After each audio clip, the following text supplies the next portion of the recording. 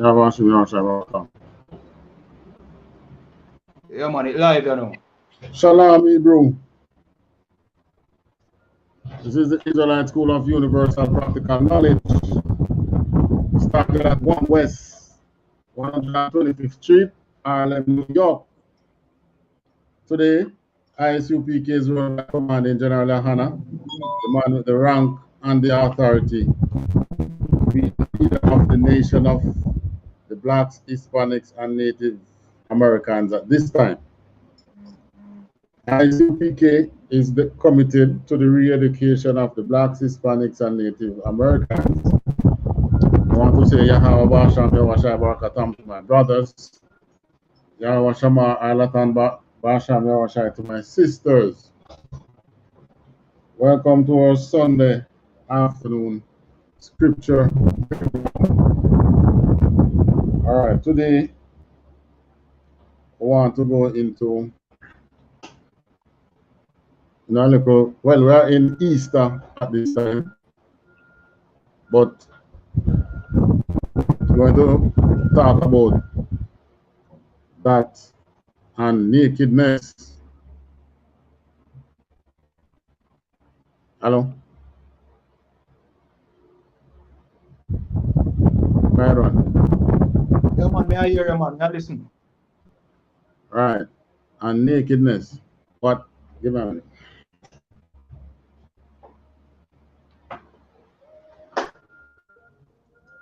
When the scriptures talk about being naked,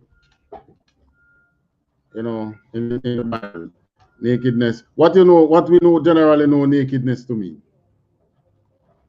Like somebody without clothes, you know what I mean? Yeah. So many times, person who is not I don't want to say Bible scholar. That is, Bible scholar is really Christian term. But someone who is not rooted in Israelite, who is not rooted in their Israelite culture, will misunderstand what nakedness is about. The Bible speaks of nakedness in more than one ways. Without clothes, worshiping other gods, be without our culture, without our law, statutes, and commandments, is termed as being naked as well. Now, all right, let's see how we can do it now. Best place to start. Let's start in the New Testament. Romans 8 and 35. Let me can use my Another one, God.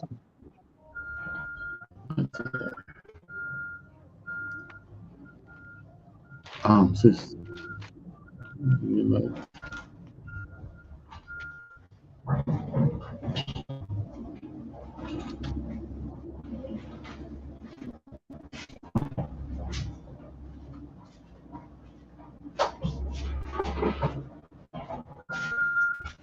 Read.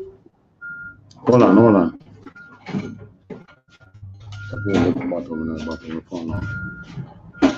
Bible. I'm trying to find it.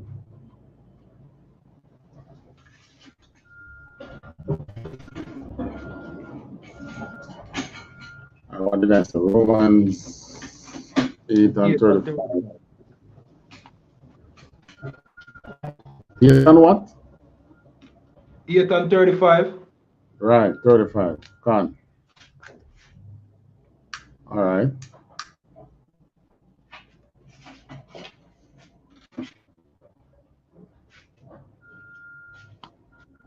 That's why I use this.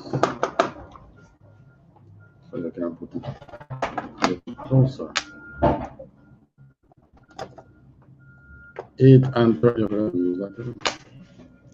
8 and 35 says,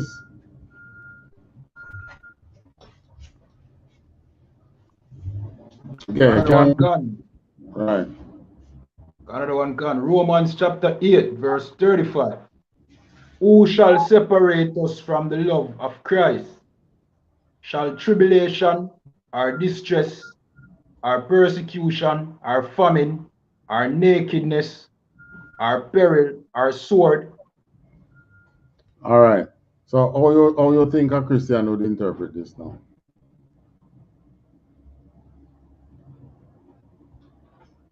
The naked part, them would have think is literal nakedness. This a Right. talk about.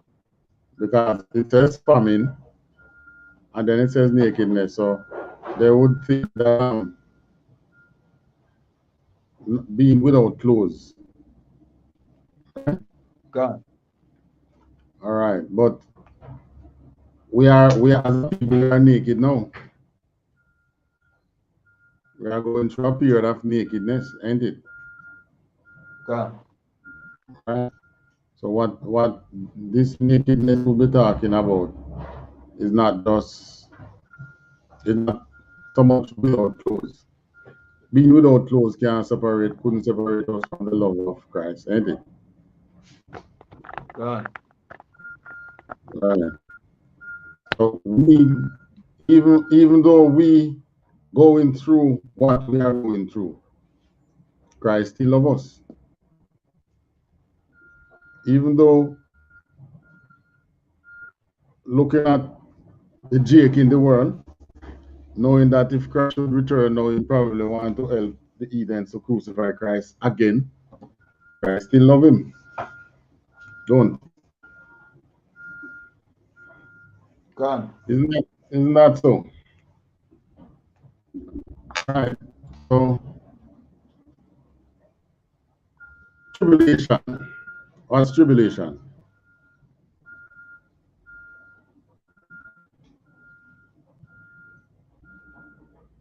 Let me Google it. Meaning of tribulation.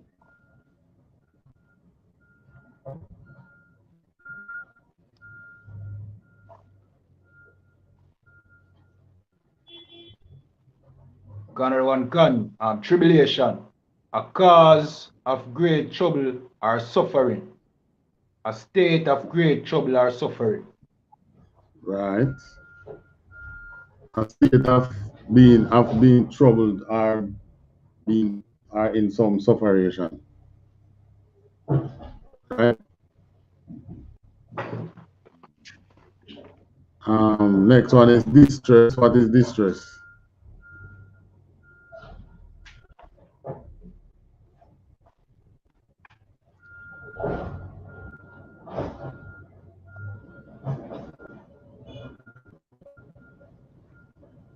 What is distress? Salakia, give me a second, sir.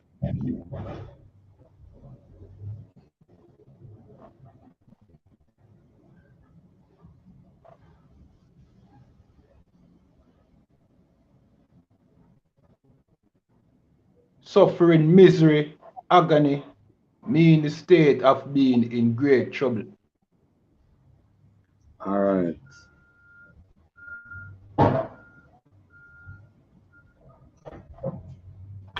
And the next one is persecution. Persecution.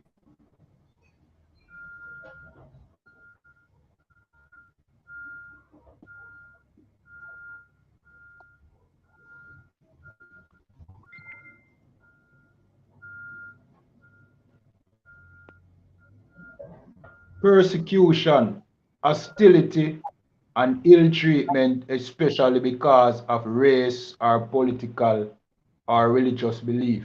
Oppression. All right. So that's oppression. Famine. All right. I think we know what famine is. Well, you could look for it still. What famine mean? You have a Zandervan with you? Cancer. All right. Look, not in the Zandervan. Give me famine meaning. Another one can.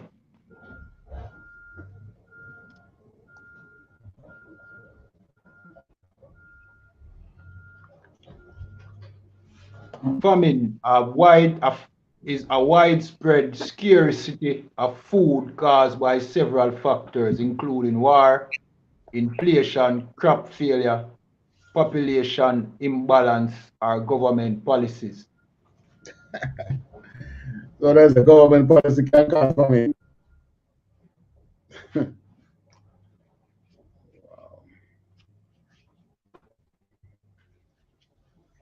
I don't have an unstable internet. La, me hear you loud and clear, sir. So I'm to your internet. I know the internet. Come like the phone can manage the camera more while. I know the internet. Maybe the phone. Oh, okay. I hear you loud and clear. The other thing now is the other one is on. Oh, the nakedness now. Looking Zandervan for naked.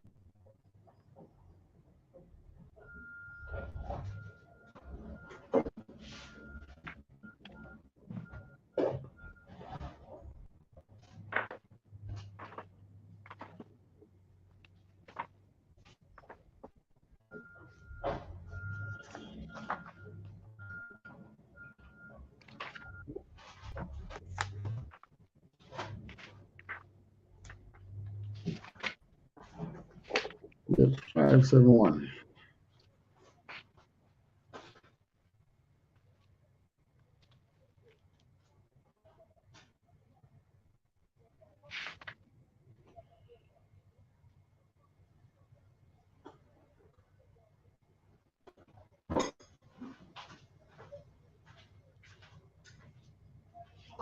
This is naked.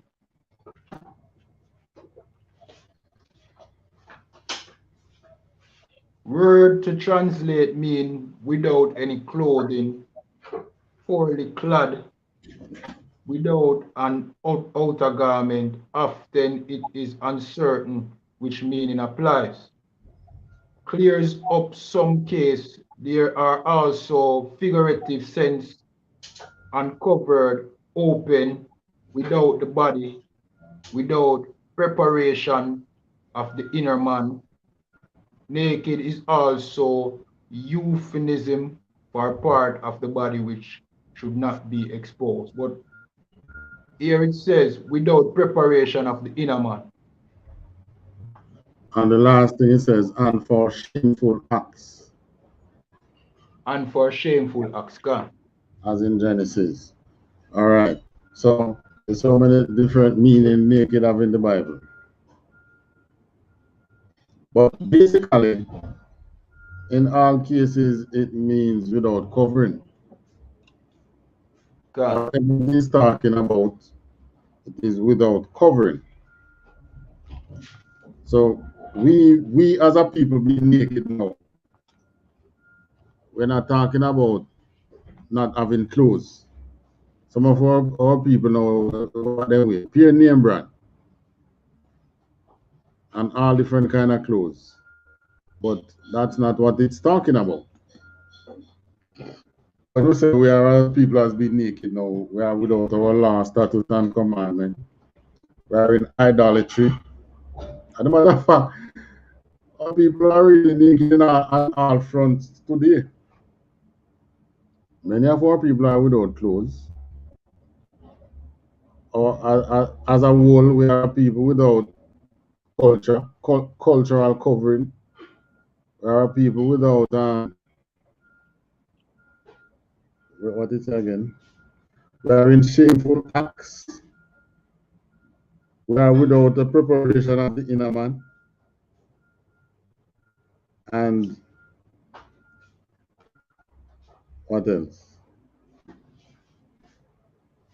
And we are uncovering nakedness that we should not be uncovering, as in the Levitical laws. Hello? Gone, sir. Okay. All right. So we start at Romans because this one kind of gives me what Christ wants us to understand. So here he's talking about, if you look at nakedness and all the different kinds of nakedness, none of the nakedness that the Bible speak of does not separate us from Christ's love. Because as people before 1969.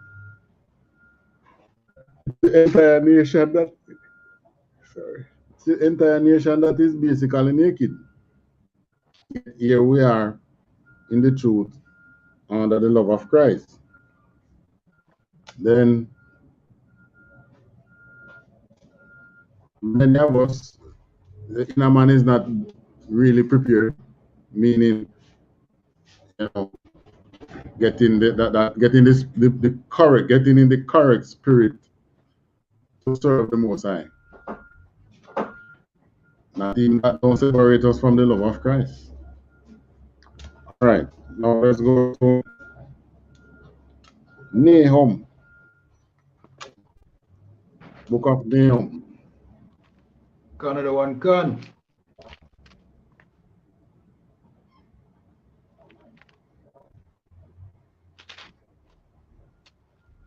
Canada one can.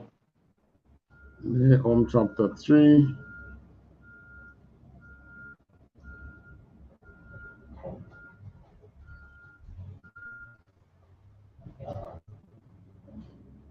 All right, let's see. Let's start from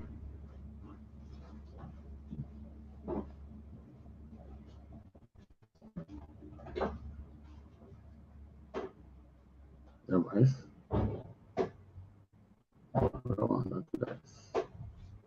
All right, we can start from what, 4.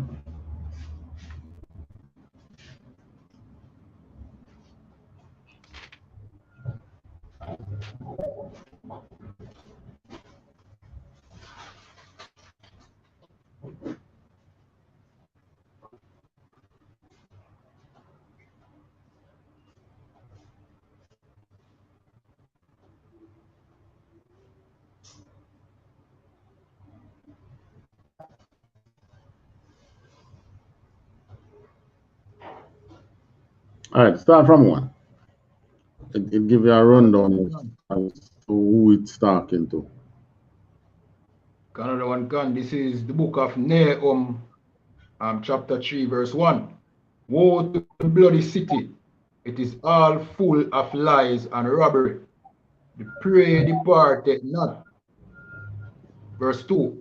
The noise of a whip and the noise of the rattling of the wheels of the prancing horses and of the jumping chariots.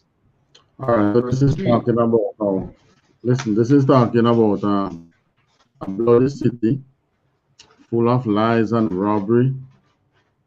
Prey departed not. The noise of a whip, the noise of the rattling of the wheels and the prancing horses. All right, so this is a prosperous city it's talking about.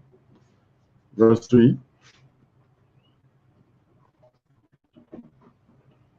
Verse 3. The horsemen lifted up both the bright sword and the glittering spear. And there is a multitude of slain and a great number of carcasses, and there is none end of their corpses. They stumble upon their corpses. All right, horsemen. Verse 4. All right, so describing a city whose horsemen that are lifted up both the bright sword and the glittering spear, and there is a multitude of slain. So that this city goes into war. Obviously, they are killing people, making corpses. Continue. Canada one can. Verse 4. Because of the multitude of the whoredoms of the well-favored harlot, the mistress of witchcraft, that selleth nations through her whoredoms and families through her witchcrafts. All right, speak up. All right. I'm in the meeting. Somebody go and talk to. All right, somebody go and talk to.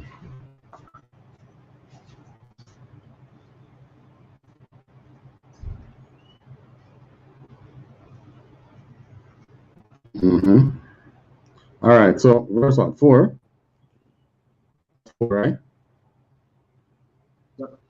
Canada one can. Multitude of the whoredoms of the well-favored harlots. So this city have many religions, and the mistress of witchcraft that selleth nations through her whoredoms and families through her witchcraft. So all this city does is exploit people. All right.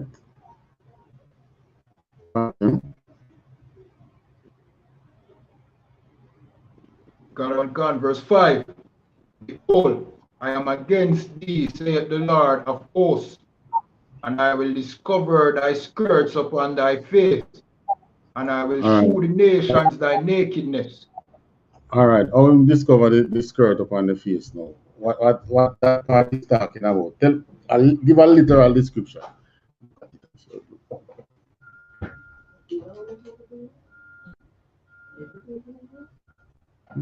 No, not just Basically, to uncover the shame of a nation. You know what I mean? This is talking about the bloody city. So it's talking about uncovering its shames, its sins, you know what I mean? All the things that it does against, you know what I mean, the will of the Most High. So this part here that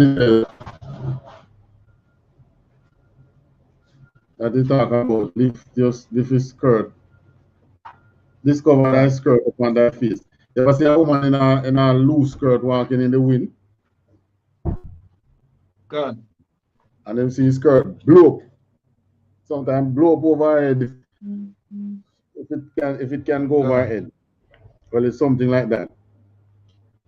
So here now the writer is using that metaphor of that woman's skirt being blown over her head to describe what he will do to this wicked city.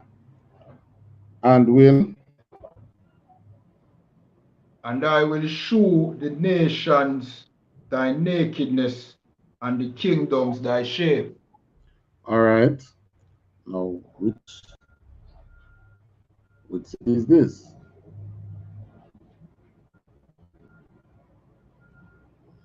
We're gonna find which city. So, what nakedness is it talking about?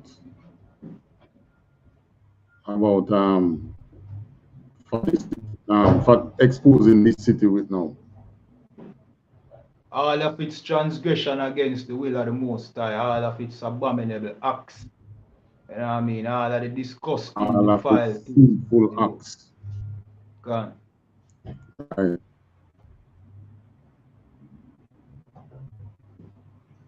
Continue. Hold on. Verse what? That's what? 5? Gone, sir. All right. Read 6. Canada one can, verse 6. And I will cast abominable filth upon thee, and make thee vile, and will set thee as a gazing stock. Now, think of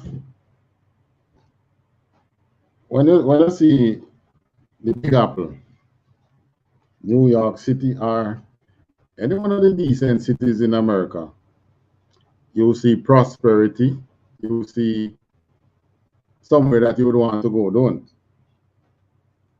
God. Right. Now you think of that city now being the most I say I'm going to cast abominable filth upon it.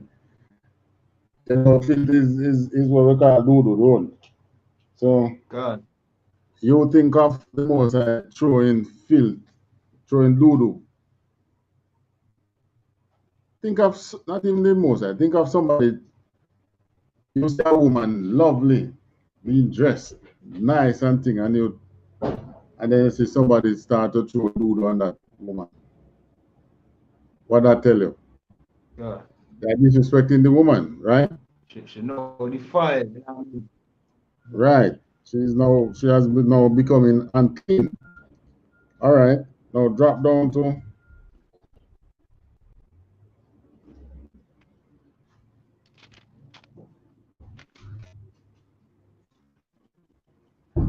Alright, don't go to the confidence. Oh, look. Hello. Oh, look. Remember, you're going to plant on there now, so. Okay.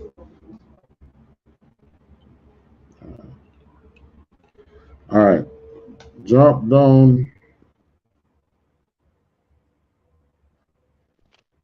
What is it? 16, 15.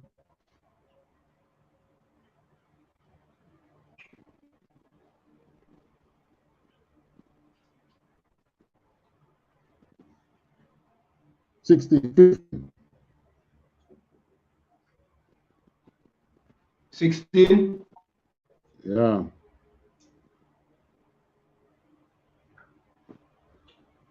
Another one can, verse 16. Thou hast multiplied thy merchants above the stars of heaven. 15. The cankerworm spoil it. 15. 15.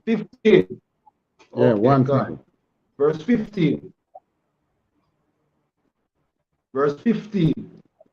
There shall the fire devour thee, the sword shall cut thee off, it shall eat thee up like the cankerworm. Make thyself many what they as call the it? cankerworm. You know what they call the cankerworm? La. In Jamaica, they talk about Congo worm.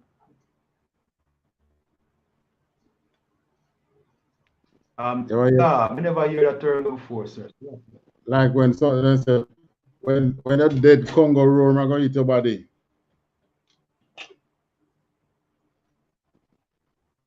La, sir. You never hear that they and they sing about it all kind of thing. Anyway, it's the same thing we call here the Congo worm. So Congo worm is not the right word, you know. It's a canker worm. But because it's a canker worm pronunciation, it's a Congo worm. So this is what it's talking about now. The Congo worm going to eat this city. Now, okay, fine. Think of this great city now, Babylon. And the Most High going to make Congo worm eat it. Meaning, figurative speaking again. Because what it is talking about is the distress and destruction that it is going to face. Because Congo worm don't eat you until you're dead, you know. It's when you're dead, Congo worm eat you. You understand?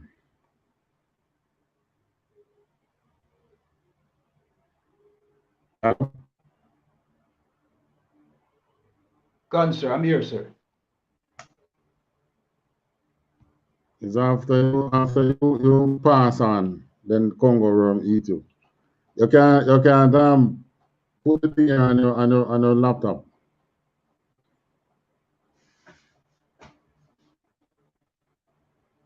I mean, I hear you loud and clear now, sir. Yeah, but I'm at sea. I am at sea. I'm not seeing you. I don't know if you cut off and don't know anything.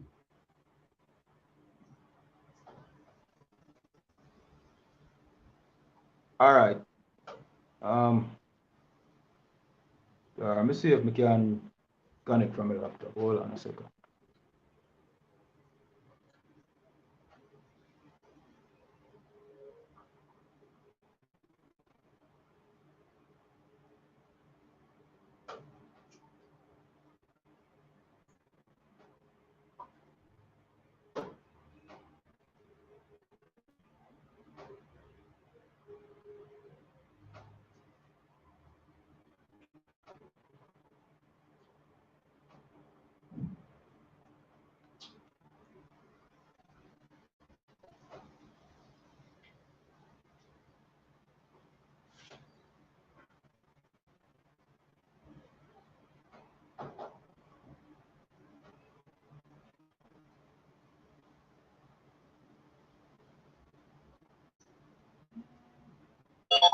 No.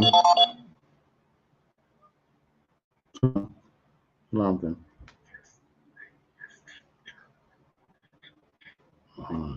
Okay.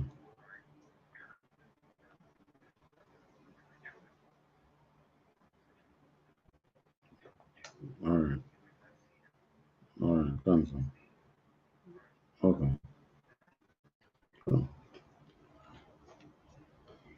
All right. So in Nahum now, drop down to verse 16 now. Another one can. Verse 16. Thou hast multiplied thy merchants above the stars of heaven. All right. Now, which cities could have so much merchant? That's Babylon, eh? All right. So this one now talking about nakedness, where the Most High is threatening this city to expose its nakedness, its whoredom, its witchcraft, and you can see where that is happening to a country like America. Prior to say maybe 20 years ago, if so long, many of us blacks did not understand how America functioned. You know, we did not understand what makes the American economy turn. When during slavery, we know it was slavery, but after slavery, they have multiplied their merchants and they have made their friends rich. But we, the blacks, Hispanics, and Native Americans, we didn't understand fully what was the real engine behind America until when the truth was born, and brothers in the truth start doing some research and into the great city Babylon, which is present-day America, and seeing that it is us, the children of the Most High, that is the driving force behind the economy. Slavery, after slavery was what they call it Jim Crow, with sharecropping. You ever hear about sharecropping? Last, sir. All right, the sharecropping in America was mainly down south, where after slavery, the planters still own the land. They took the land from them, because they lost the war, but they gave it back to them. And they didn't give the slaves any land, even though it says 40 acres and a mule. Until this day, that was never paid. You can imagine today you will get 40 acres of land. 1 acre of land is a whole lot of land, Think of getting 40 acres that you can plant to sell produce. All right. Our people didn't get that. They took them into what they call sharecropping. Out here, they call it colonialism. That was a colonial period out here, where slavery abolished, but the planters were still in charge, and nothing was given to the slaves. Now, what they did in America was more brutal to our brothers than what our history records out here. Out here, you work and they give you peanuts for your labor. But in the States, during the sharecropping period, the sharecropping was like this. You were free, but you have no land, so you have nowhere to live, right? Yeah. The planters, who were the former masters, they still have the land. And many of them have even hundreds of acres of land. So these lands contain sometimes villages are a village of former slaves. So the law allowed them to enter into and work agreement with the slaves, the former slaves. So the sharecropping was like this. All right, you don't have any land. We have land. You're going to work the land. We provide the housing, the food, the clothes, the seeds, the tools to work, everything that you require to plant, right? And the farmer slave will go out and plant and do the reaping, do the selling, but who collect the money? The farmer slave master collects the money and withdraw the portion, all the things that he gave you, the housing, everything that he gave you, he give it to you as a lease. God. Now you are supposed to work for him and pay him back for those things that he leased you. So after a certain number of years, the part of the land, the house that you're in, and so on, supposed to become yours. But of course, it was the slave master that set the price at which he leased the properties to you. So what they do, the lease, every year you owe them, you know. And if you get fed up and decide that you're not going to work, then you are now a vagrant on his land. You can go to prison for that. If you decide that, all right, I'm going to leave here and go in the city, then you could be charged for loitering. You go to prison. So the Jim Crow law now was designed around that system, kind of put you back into slavery. If you don't work with the system, they could lock you up, put you into slavery. And then, once you become a slave, the city lease you out to these same farms that you didn't want to work on to be workers on it. But this time you ain't getting paid because you're a prisoner. You understand?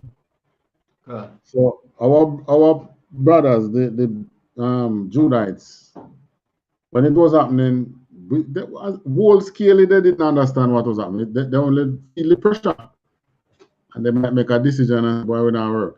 And what happened was that during that period, that sharecropping period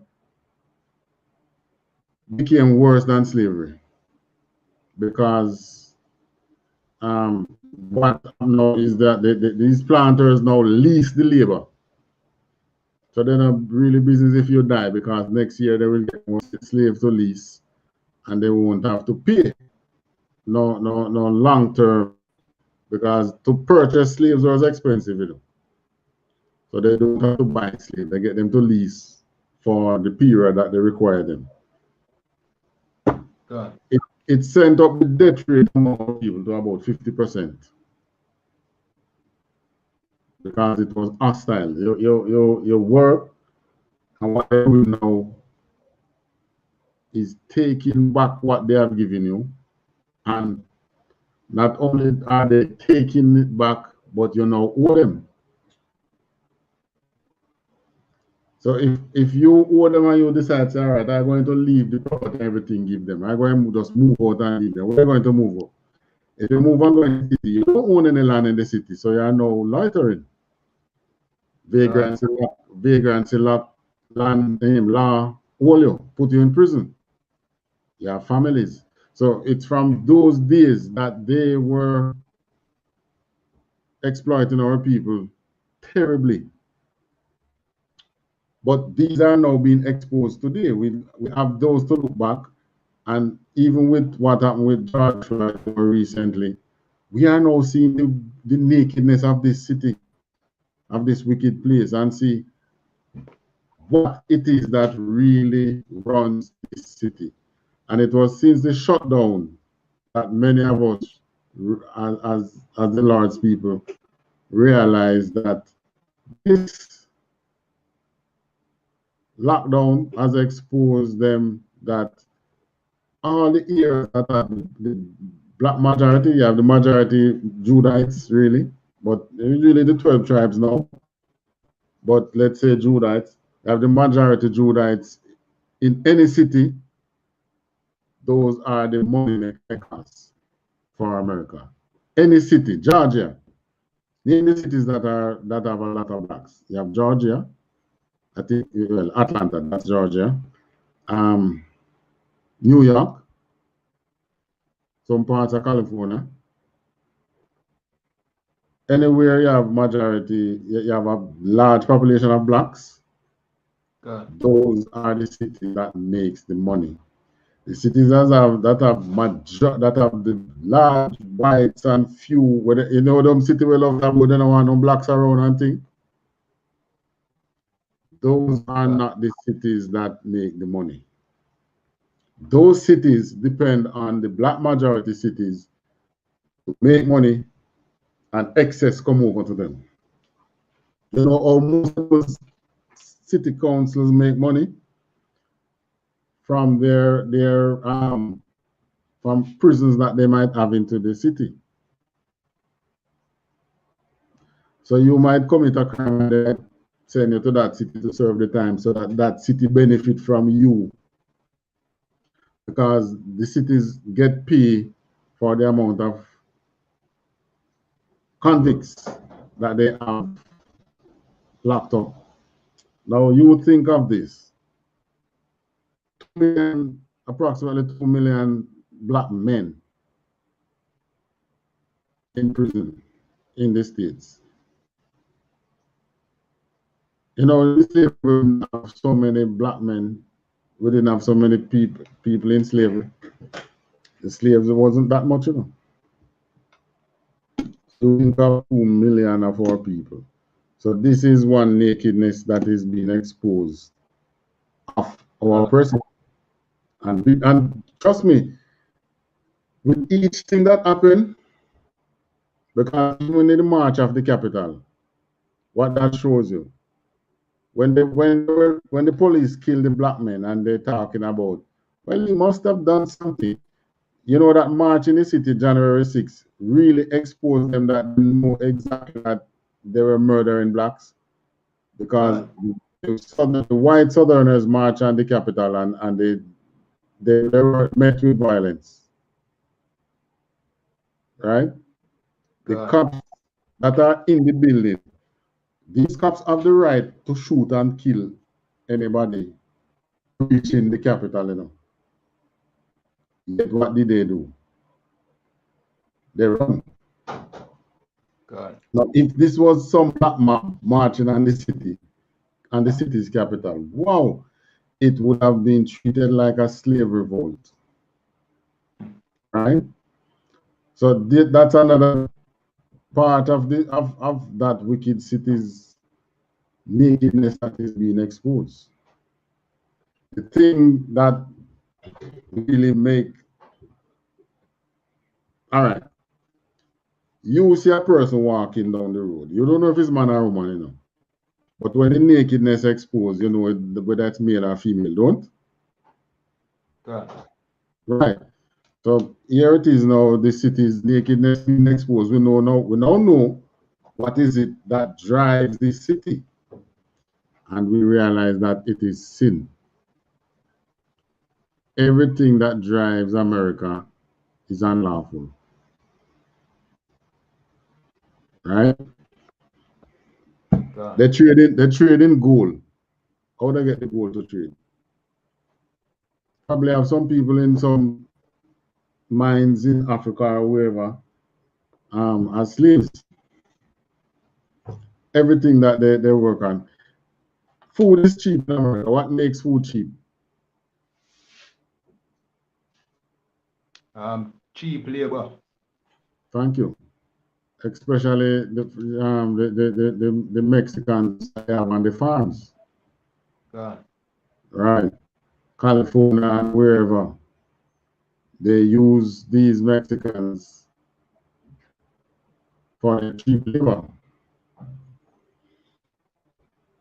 That's part of the nakedness again, because we as a people didn't see it wholesalely. What is it that makes, like, take for instance Jamaica now? What is it that makes Jamaica tick or run the economy? Because tourism gone down, you know, and we think that we would have probably would have a collapse by now. But nah, it looked like remittance has made up for tourism. So what is it that runs our economy? Still the people again. If you're talking about tourism, who work in the tourist sector? Us. We don't own these hotels or anything, but the sector don't run without us. If you're talking about backside, who work in it? Us. Right? You're talking about remittance. Whose remittance money is running the country? It's not the other races. They don't depend on remittance. Our people. Right?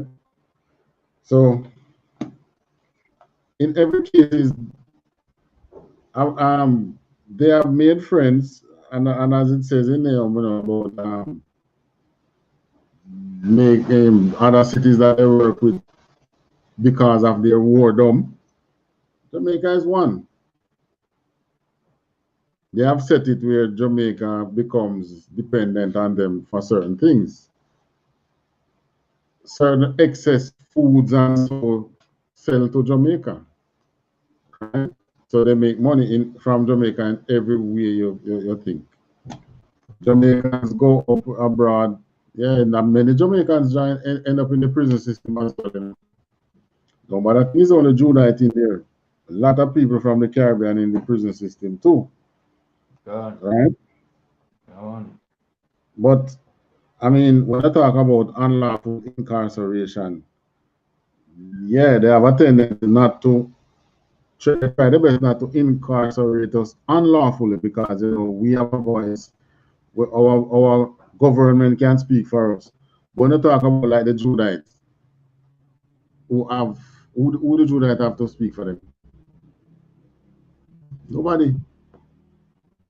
Their councilmen don't speak for them. The other one of the famous one they talk about the black evangelicals. They don't speak for our people. Our government don't really speak for us, It's just a matter of diplomacy. It's just a matter of diplomacy that they don't allow certain things to happen. Because our people will end up voting them out. So, they try their best to be as politically correct amongst us as they can. But, sir, yeah. I have never seen an instance where our government speak on behalf of a Jamaica citizen in regards to defending them from America or any other country. Well, probably Trinidad and Tobago are one of the small islands, but never from America. Our government do it, man. It might not make the news. But here what happened. Whenever they are going to speak for you, first what they would do is say you are held in a case in some something to do with their law, right? They don't just get up and say they're coming to your aid, You have to reach out to your country. What they do, they look at what is happening, and if it looks like you're really guilty, then back off. Okay, good. You get me? So majority of the time, it's not an unlawful incarceration, so they have to back off. I remember Buju. They wanted to help Buju, but what could they do? They tried to help Buju. Eh? They tried to help Buju. You're not going to see that in the news. Okay, good. You won't see that in the news. But whatever, they themselves have to be careful what they do, because if the person is really a criminal, they are found in a criminal act, what can they do? There was one who was in a criminal act that our government really helped. You remember the sniper? What was his name again? The DC sniper? Yeah, it was DC, I think so. Ali Boyd, so. This is Salakia? Malvo. Yeah, the sniper, the young boy who was a sniper, who ended up being a sniper in America. They were going to put him in the death. It was death penalty that he was to get, And they used lobby groups and come to his aid. But he is still not free. They are prison still. It just that he didn't get the death penalty. But when you look at, we have false incarceration out here. You have a lot of that. But it's worse in the States. Those cops in the States work for the purpose of collecting from these private prisons for giving them inmates. And that came out in some studies that they did. I think it was in New York, right? But because we don't have private prisons, and our government has been fighting not to have any private prison, because I remember England wanted us to have private prison. You know that story? God, right. It's a recent one, right? Yes, recent one. Yeah, less than 10 years. They want us. The British government was telling us, we can build a private prison, and the Jamaicans that you have in the States, we send them out here to do their time, and we pay you to keep them. So basically, they are selling us the same narrative to make money, like how the cities over in their countries make money. But our government said no. As much as we would want money, they know that it's distasteful. Meaning, a lot of these people who they might, for one, the Jamaicans that they want to send to us didn't born here, So the person didn't born here, they commit a crime in your country. You want us to keep them as prisoner out here. If they make a prison break, what do you do? They didn't make a crime out here. That's one. Two, we're taking on some people. You notice the kind of crimes that are being committed in Jamaica these days? If you do a research on the crime statistics in Jamaica, some of these crimes never use something out here, These foreign influence that give us these kind of abduction, and you abduct a woman and you rape her and you bury her a certain kind of way. You understand? These didn't come from our people. These come from being too associated with the oppressor. These are the kind of crime that the oppressor commits, right? If you remember crimes back in the 60s, 70s, America was full with serial killers. God. How many of them you have now? What have they found out that they have changed to lessen this impact of serial killer in America? They have given to their wickedness, their sins. One of the things that you also call these the abduction and killings were homosexuality, because they were not free. They would abduct a little boy or a man, sodomize him for whichever time they want, and then kill him, burn the body or whatever. But now they can go and live with their women, live with their men. They can be open in the church. Persons can be openly gay in the church. And you find that these kind of crimes gone down. Why? because they themselves are, they, whichever way the Most High choose, their nakedness is being exposed, and they are giving to it. All sin. The next thing that they soon make legal now is whatever it is that is causing mass shooting. They soon find a way to deal with it now. Yeah. What is it that makes a young white male just take up the gun and go in a place and just start killing people like video game? These random killings. What is causing it? They soon find out what it is and do something about it. All right. Go to the book of Genesis now. Another one gun.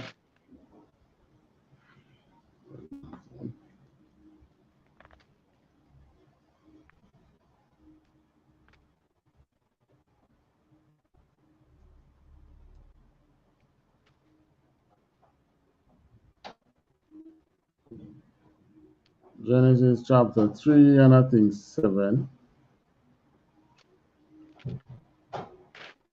All right, you can read from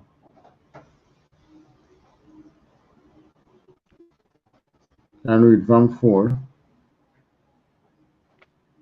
Another one gun. This is I don't know. Genesis chapter 3. Read from 1. Read from 1. Another one gun. This is Genesis chapter 3, verse 1. Now the serpent was more subtle than any beast of the field which the Lord God had made. And he said unto the woman, Yea, as God said as God said, ye shall not eat of every tree of the garden. Verse 2. And the woman said unto the serpent, We may eat of the fruit of the trees of the garden. Verse All right, 3. so you know what was that fruit of the garden? What was the fruit? That the Most High said that we shouldn't eat from. Yeah. That was the other the other cultures of the other nations. No, that was the constellation. The tree the tree of good and evil, that was a constellation. Being at a certain point in the garden, you could see the stars. What Adam was doing was reading the stars. Okay, God. So the stars used to tell him how to plant, when to plant, and so on. Just like we do today now. You know a book that a farmer's book that they call, I think, what they call it? Okay. You ever heard of that book?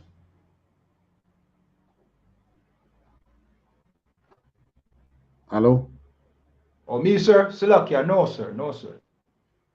All right. You have a book which they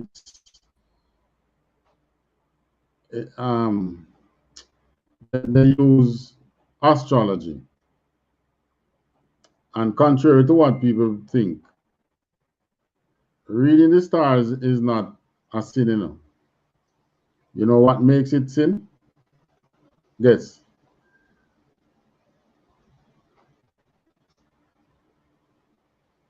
Guess what makes reading the stars a sin now?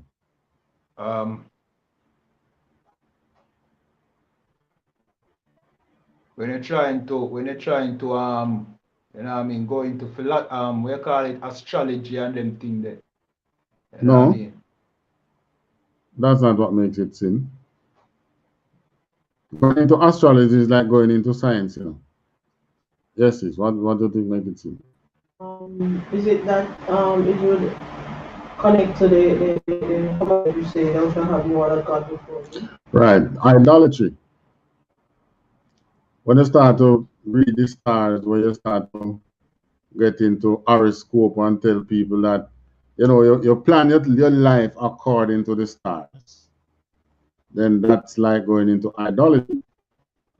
Okay. But reading the stars so as to get information, when to plant this, when to read this, when to do this, when to do that. Remember in Israel, you know, the new moon was a big thing. You know? We had new moon festival, but if you start to if you worship the new moon or worship the moon, then I mean it seems as if the Arabs saw us doing that and start worshiping the moon, which is why they have that moon and thing there as part of their religion. But the new moon for us was the beginning of a month. And we count the new moons so as to know when is the Passover, when is spring. These were important times to us. Because what happened at springtime? Everything renew itself. You know what I mean? Crops start bearing again and things. Thank you. That's the beginning of the year. So God. crops start bearing again. You can predict the rainy season and so on. So what Adam was reading in the garden was the stars that tell him all these things that we know, these knowledge that we take for granted. When the month starts, how many months give you the year, when to plant, how to do things, right? So the tree that you should not read from was the one that he called the Most High. It's still conciliation, which is the one that would lead you now into idolatry. So you're reading the stars for the purpose of worshiping some other. There was some religion they can show you. They join the stars, the dot, and say this is the god of whatever, whatever. I think the Hindus are famous for that, using the constellation. Yeah. When it says the knowledge, the tree of the knowledge of good and evil, it talk about like knowing good and evil, meaning knowing the punishments are the most high in regards to you disobeying his commandments. All right. Right? The tree of the knowledge of good and evil, that tree would be still consolation. But yes, that tree now tells you, you know, find out what happens when you break the Most High's rule. God. We're not supposed to know that, you know. God. Oh, you know you were not supposed to know that. Because the Most High tell you not to eat from the time of Adam. Don't eat from that tree. So it's like this. We were not supposed to know crime and punishment. Right? But we end up this day knowing crime and punishment. Even when we got the laws in the time of Moses, those laws should have been just the side that say when you keep the commandments, these are the things that happen. We should know the part that says when you don't keep the laws, these are the punishment, you know. You understand? You understand what I'm saying? God. Because we were supposed to be obedient. And in being obedient, then you won't know. A child who is obedient don't know what beating is like, you know. When you hear other children talk about that, well, then again, you talk about the oppressor now. Even when his child is in the wrong, you go with him. But in Israel, in us, amongst our people, the child who is obedient is the one who gets the less whippings, don't? Right.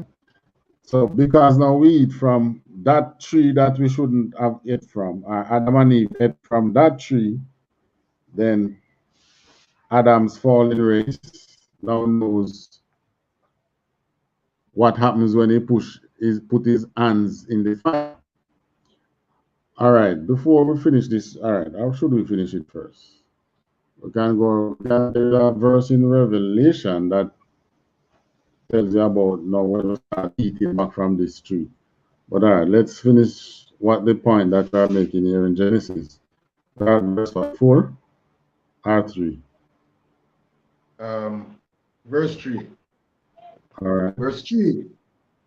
But of the fruit of the tree which is in the midst of the garden, God has said, ye shall not eat of it, neither shall ye touch it, lest ye die. All right. Continue. Another one can. Verse 4. And the So serpent said unto the woman. that tree, just think of crime and punishment. Can. Right. Another one can. Verse 4. And the serpent said unto the woman, ye shall not surely die. Verse 5. For God does know that in the day ye eat thereof, then your eyes shall be open, and ye shall be as gods, knowing good and evil. It's like you growing a child. You ever hear they talk about you grow your picnic them sheltered, meaning your children grow under your wings, and you know they don't know what it is like to go out on the road and meet some unsavory people.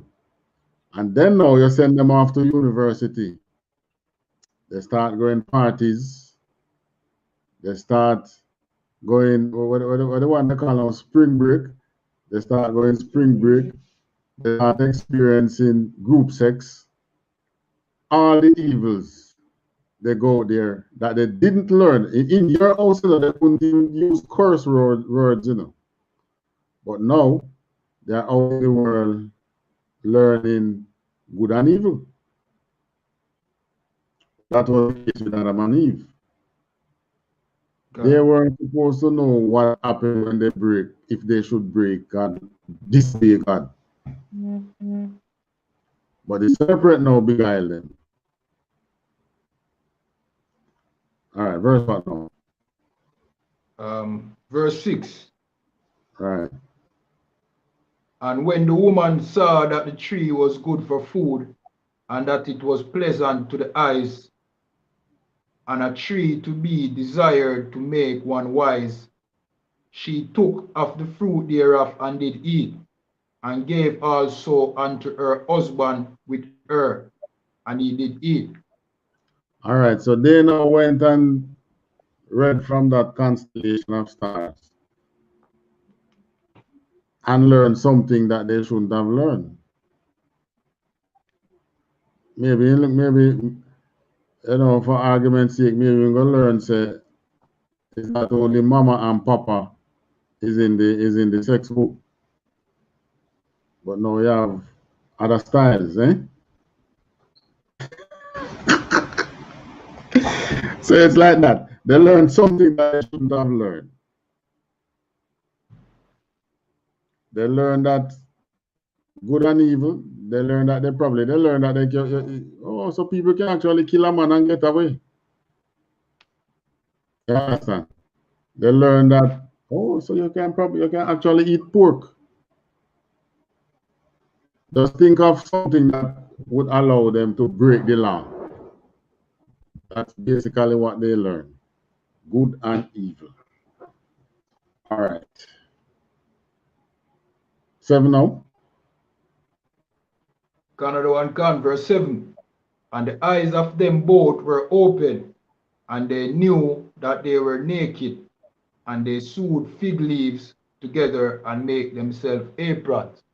All right, so this now is another kind of nakedness. This nakedness now deals with they now know that they were they were Israelites, so to speak. Right?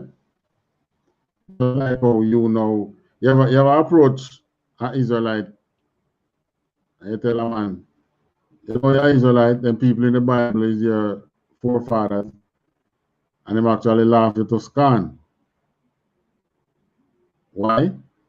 I hear and tell you that them no sir, them people in the Bible are my people them. You know Israelite.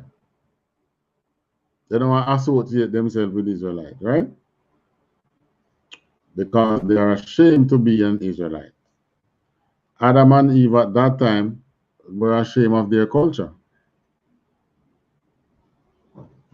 So in other words, you know, when they look around, they see the other cultures having Christmas, having Easter, having all them having other gods, while for them it was no such thing. There was no reveling in amongst them. So they were ashamed of what they had. They were ashamed of the Most High. So they went now and sowed fig leaves. The fig leaf here signified them now hiding themselves among the other nations, because there were other nations in the garden. There's only when you're coming to the truth to get these breakdown, because the oppressor not for some reason, and they understand it, you know. The oppressor understand this breakdown, but you know what they do? They hide these explanations from the common man. When you go in their secret societies, you learn it. You learn these explanations, but hide it from the common man. Because what? Who is it? Yeah. Silaki, I can continue, sir, when you finish. Who is the biggest stargazer right now? The Vatican. God. Vatican have one of the most modern observatory in the United States at this time. I think it's the largest and the most modern one, owned by the Vatican. I think it's on Mount Carmel or somewhere there. Why? Because they have beguiled us, taken our culture, us naked, and living the life by wearing our garment. They still don't have access to the tree of life, which is getting the knowledge from the stars. You know, all the knowledge that we have on the earth now, nothing new since Adam and Eve. It's here. They are just rediscovering some things. You know, when we get these new knowledge, when the earth will start getting new knowledge. All right. Revelation. Oh my gosh. Revelation.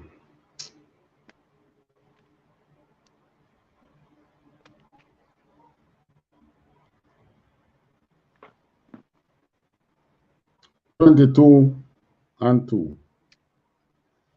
22 and Umut Sir Silakia. Verse 2. Canada one can. This is Revelation chapter 22, verse 2.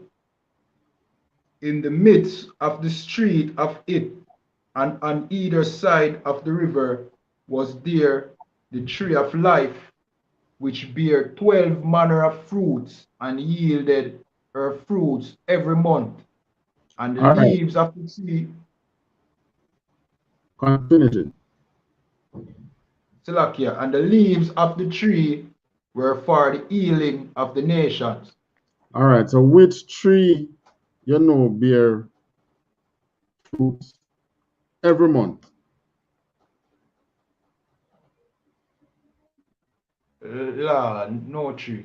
None. There's no tree we know of. It bears according to the season, right? We don't know of any tree, any fruit tree that bears every month. But here is one called the tree of life, which when you read Adam and Eve, go back to Genesis, you read that Adam and Eve had access to the tree of life. And it was the tree of life that gave Adam and Eve the knowledge that mankind is benefiting from down to today. New knowledge will be coming about when we come back into the kingdom, and the Most High make the tree of life accessible again to his people. And the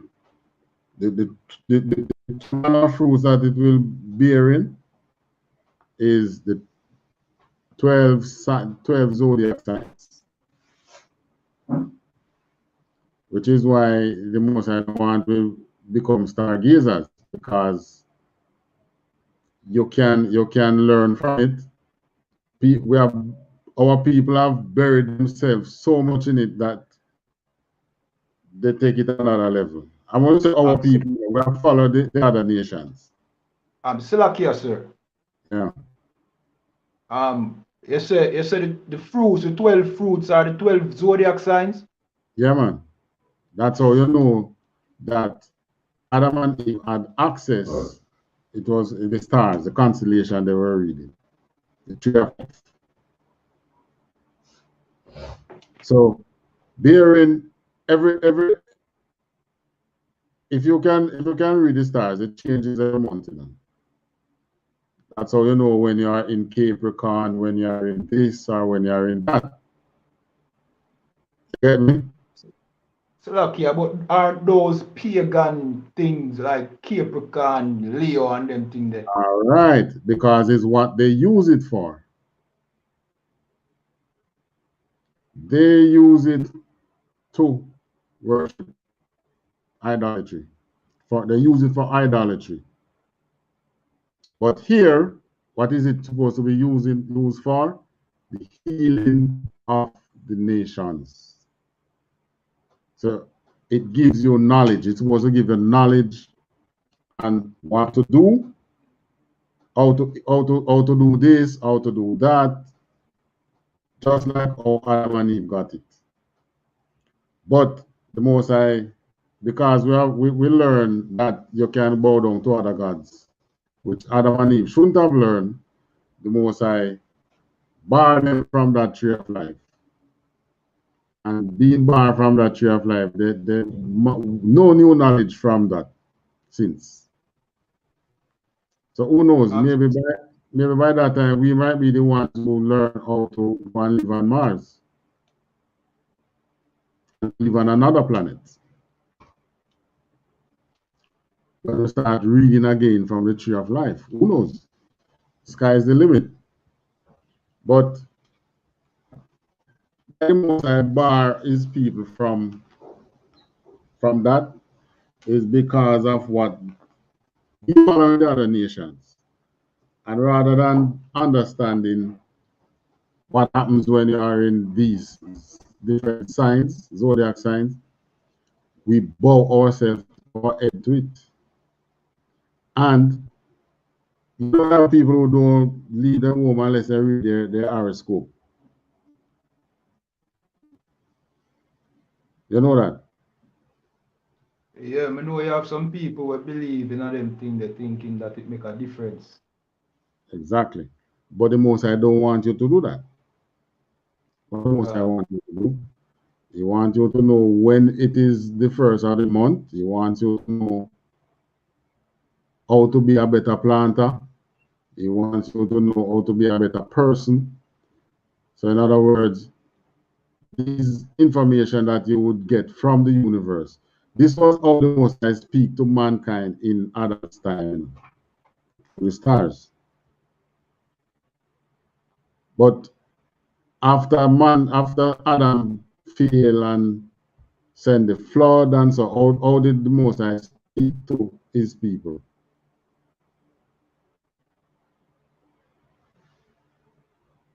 Through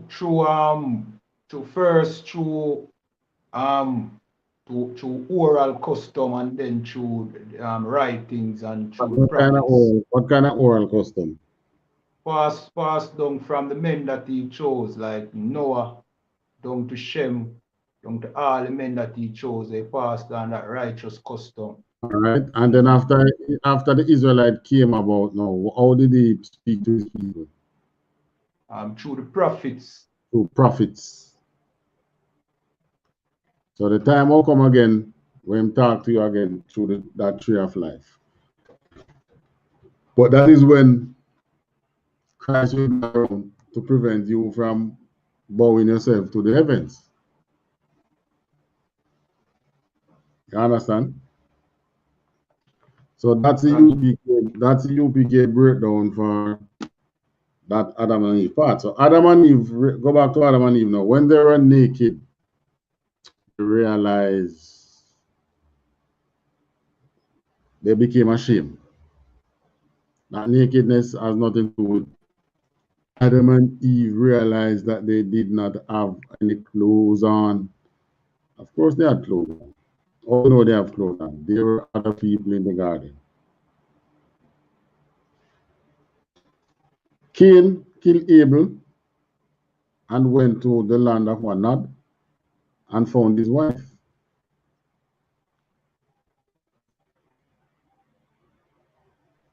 I don't remember that part of the story. Oh, that was a question, sir. Salakia. Yeah, man, can. Right. So there were other people in the garden. All right. So, all right. One of the days we'll do Genesis breakdown again. And then you will understand that the Most High refer to people as trees, as to why he talk about the trees in the garden. All right, take me now to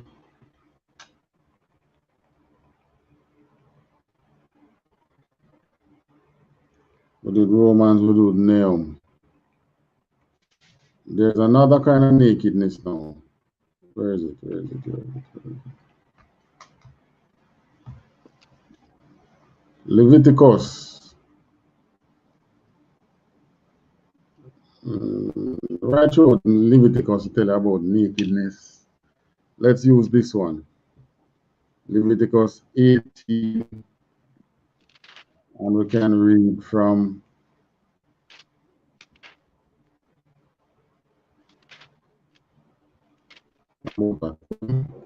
let's get to 18. Leviticus 18.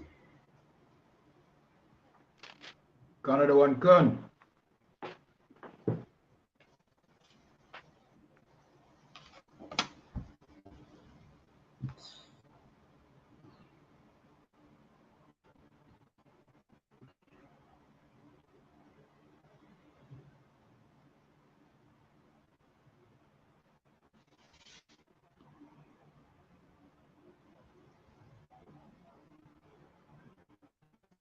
All right.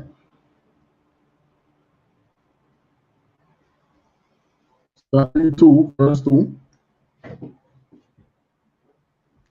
Canada one can. This is Leviticus chapter 18, verse 2. Speak unto the children of Israel and say unto them, I am the Lord your God. Verse Verse 3. 3. After the doings of the land of Egypt, wherein ye dwell, shall ye not do, and after the doings of the land of Canaan, whither I bring you, shall ye not do, neither shall ye walk in their ordinances. Right. So we were ordered not to follow the customs of the Egyptians. All right, go down to 6. No, 5. Read 5. Canada one can. This is verse 5. Ye shall therefore keep my statutes and my judgments, which if a man do, he shall live in them. I am the Lord. Right. So you live in them, and without them you die. That's the Lord's statutes and commandments. His judgment, his statutes and his judgment. 6. Canada one can. Verse 6.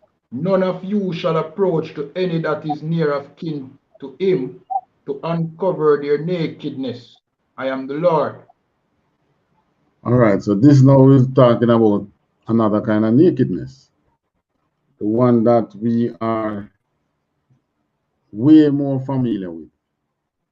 And the one that the Christians mistake Adam and Eve to have at the time that they sin. 7. Canada one can. Verse 7. The nakedness of thy father or the nakedness of thy mother shalt thou not uncover. She is thy mother. Thou shalt not uncover her nakedness. All right. So this is telling you not to have any sexual relationship with if you are a woman, with your father, if you are a man, with your mother. Right?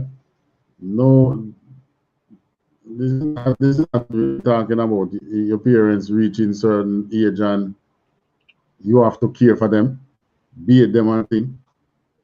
This is talking about sexual encounters. How we know it's sexual encounter, read the other one now. 9. Another one can. Verse 8. The nakedness of thy father's wife shalt thou not uncover. It is thy father's nakedness. Right, so you should not have no sexual encounters with your father's wife, who is either your mother or stepmother. Verse 9. Another one can. Verse 9. The nakedness of thy sister, the daughter of thy father, or daughter of thy mother, whether she be born at home or born abroad, even their nakedness thou shalt not uncover. Right, meaning that whether she born where you born and grow with you, or she born abroad and she was born somewhere else and she didn't grow with you, but is still your sister. You should not have any sexual encounters with your sister. Whether that sister is from your mother's side alone or your father's side. You ever hear the term half sister, half brother? God. Right, that is it when they say daughter of thy father or daughter of thy mother. Whether she's a half sister or your full sister, whether she born in the same home with you or she born somewhere else. No sexual encounters. 10. Another one can. Verse 10. The nakedness of thy son's daughter or of thy daughter's daughter, even their nakedness thou shalt not uncover, for theirs is thine own nakedness. All right, so your son daughter is what? Your granddaughter. Your granddaughter. Your daughter, that's your granddaughter. No sexual encounter with them. Those are your nakedness. There is thine own nakedness, meaning they are your relative. Can.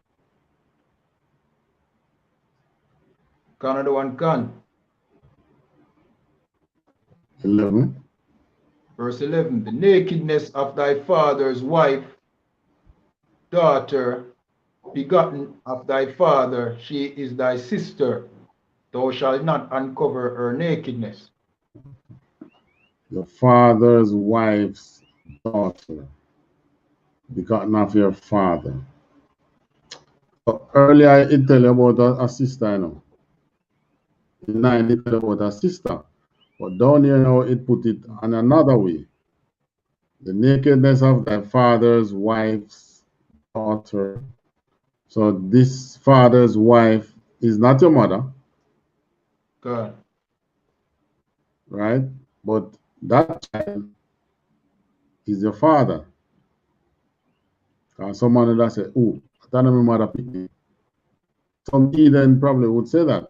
Because these laws actually let you have an understanding what was really happening in Egypt, you know. Everybody was boxing up anybody they want. I could have your mother, obviously. Eh? Because what he start by saying, of the customs of the things that you used to do in Egypt, they shall not do. So these are the things that were happening in Egypt. All right, verse 11, what now, 12? Another one can. Verse 12. Thou shalt not uncover the nakedness of thy father's sister. She is thy father's near kinswoman. So your father's sister Is your auntie. right. So no sexual encounter with your aunt. 13. Another one can. Verse 13. Thou shalt not uncover the nakedness of thy mother's sister, for she is thy mother's near kinswoman. Verse 14. Thou shalt not uncover the nakedness of thy father's brother. Thou shalt not approach to his wife. She is thine aunt. All right. Your father, brother, woman. You see, that will give you these breakdowns, you know. Because you're gonna take it like, you know, yeah, man, ain't no blood in them, you can't screw it, man. No. All right.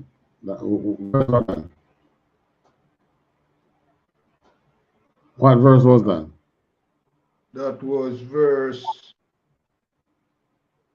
Slakia, that was verse 14. This is verse 15 now. Right. Thou shalt not uncover the nakedness of thy daughter-in-law. She is thy son's wife. Thou shalt not uncover her nakedness. Right. So you can't go sleep with your stepdaughter. 16. Verse 16. Thou shalt not uncover the nakedness of thy brother's wife. It is thy brother's nakedness. Right. So no, you can't sleep with your stepsister.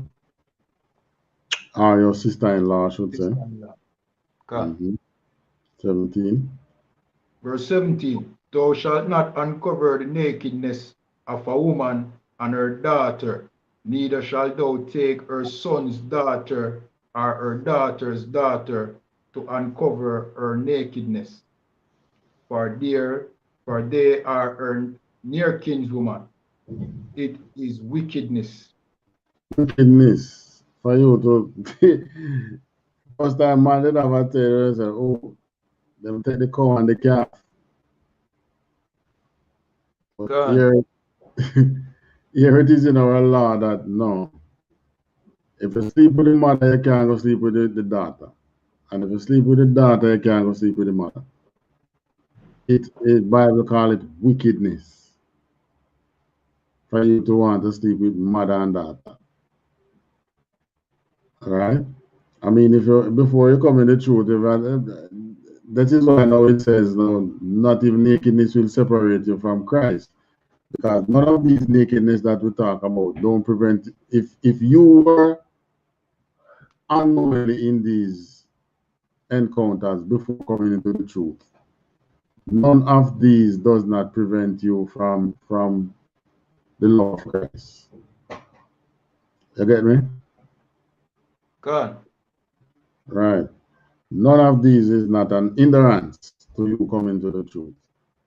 There's laws against it, but let's say you weren't in the truth, you were out there as a Jake and you didn't even know the laws. Or maybe you know the Bible, you know that there are some laws, but because the church tell you that the laws are done away with, then you get the feeling, say, oh, that means I can't go sleep with my stepmother. Right? Then you go and do it. But after coming into the truth now and you learning this, not because you have done such a thing does not prevent you from the love of Christ. All right, so that's the other kind of nakedness that is talked about in the Bible. And another one now.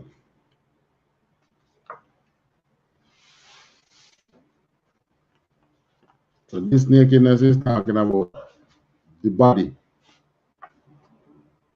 There is one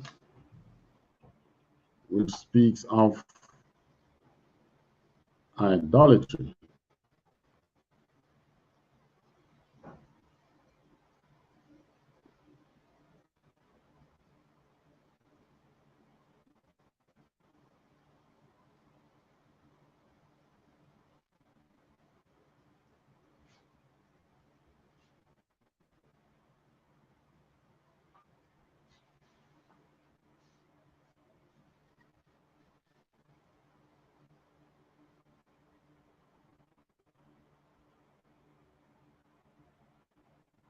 All right, going to Ezekiel 16.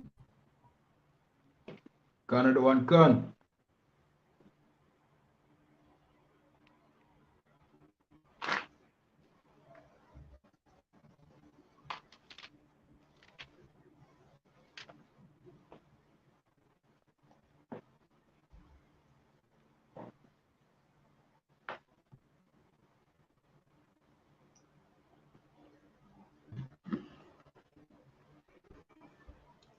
Book of Ezekiel, chapter 16.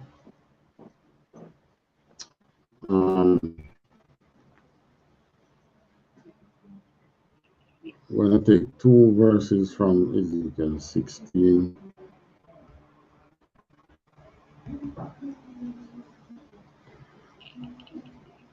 All right, let's see what it says in verse 8.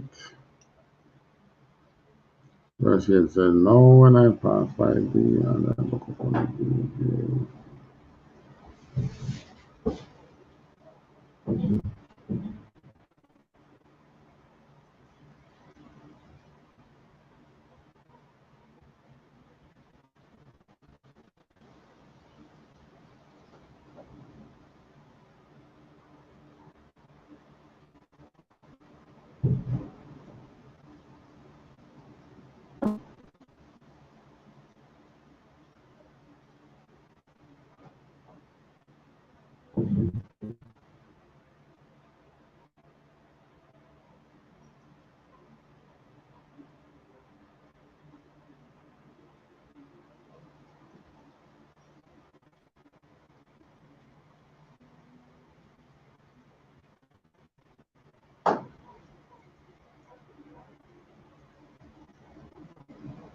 All right, look at this. Start from verse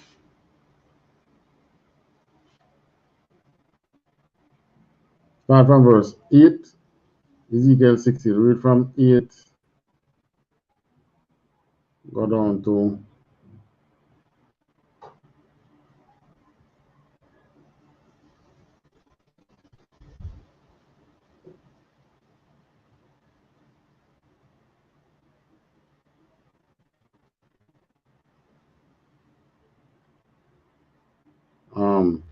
17, and then talk about 36. Ezekiel. This is Ezekiel chapter 16, verse 8.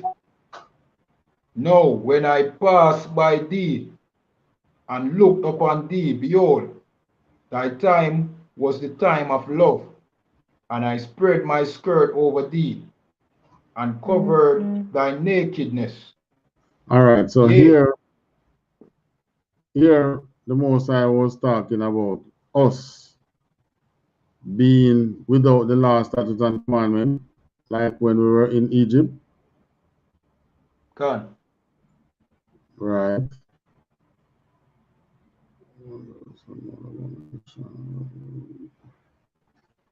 Right. We were in the land of Egypt. We were naked. We were living a sinful life. This is just like how now we talk about this, we those thinking Africans, right? God. We were just as those thinking Africans when we were in Egypt.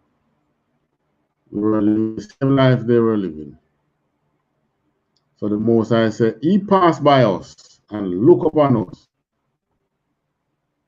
Thy time was the time of love.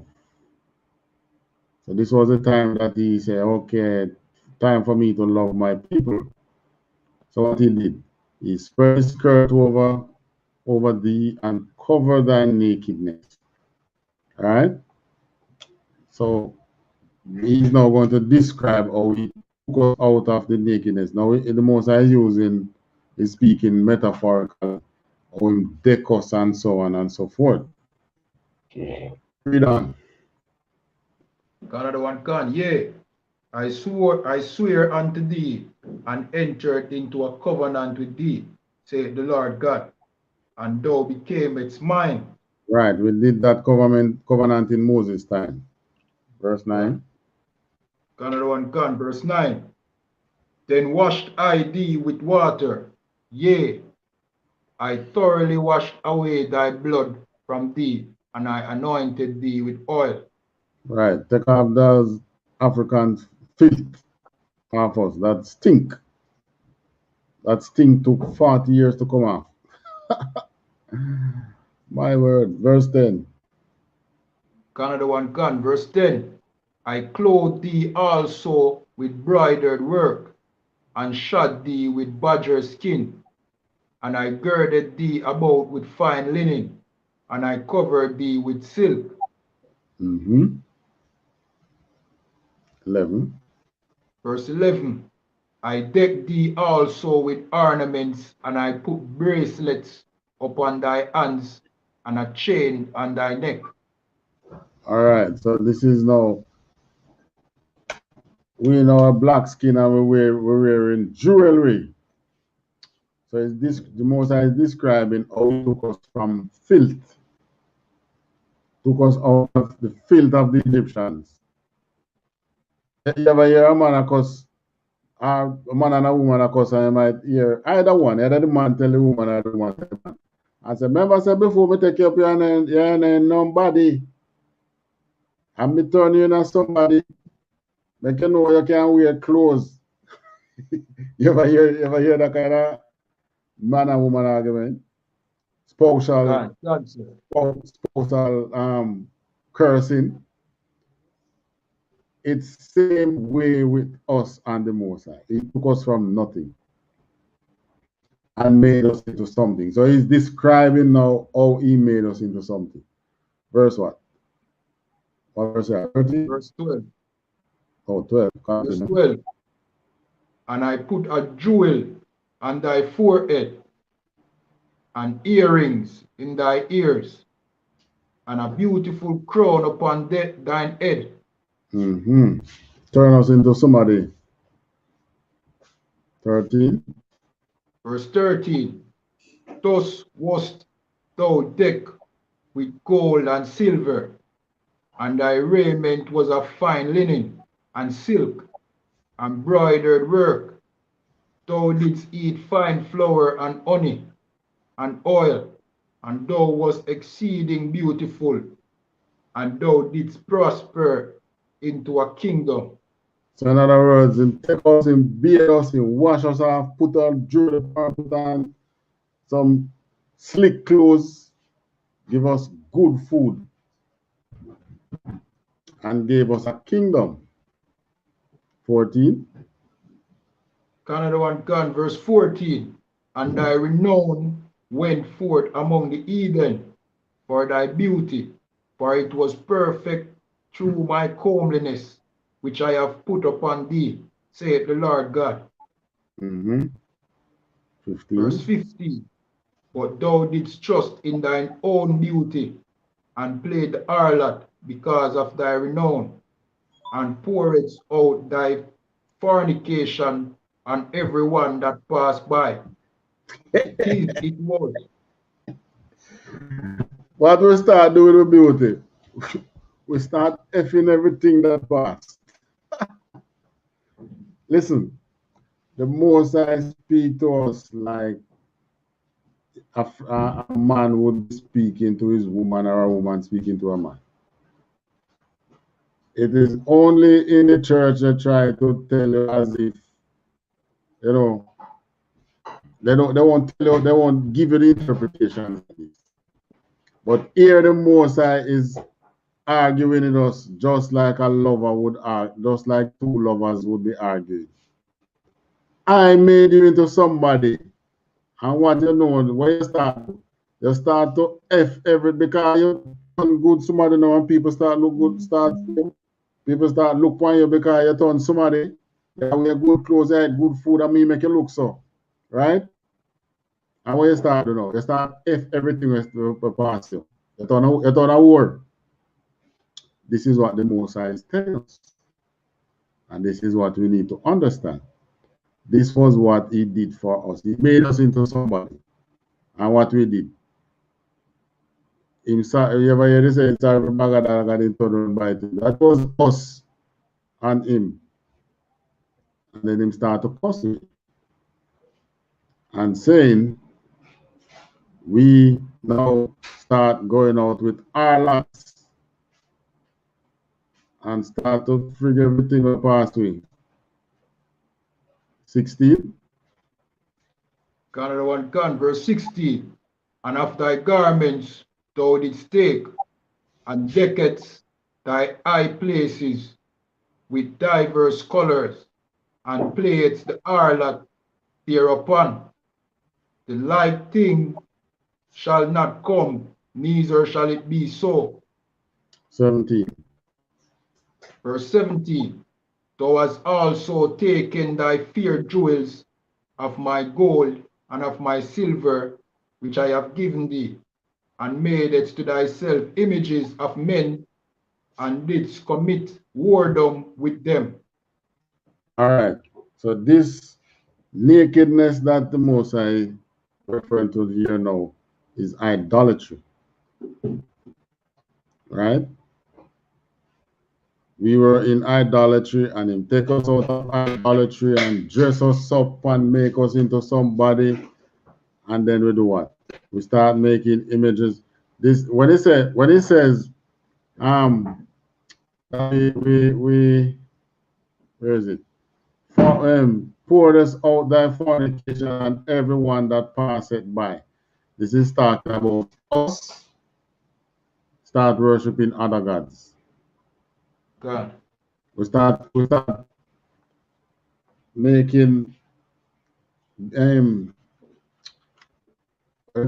baking cakes to the Queen of Heaven, right? And that is us today. All right, where in the Bible we find Queen of Heaven again?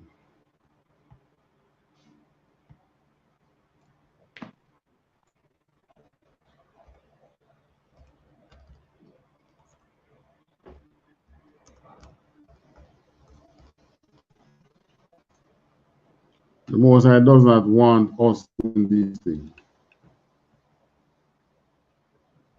Jeremiah 17 and 18. All right, Jeremiah 17 and 18. Queen of Heaven.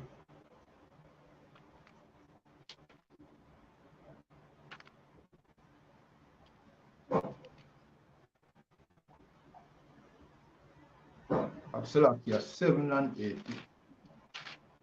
7 and 18, yeah.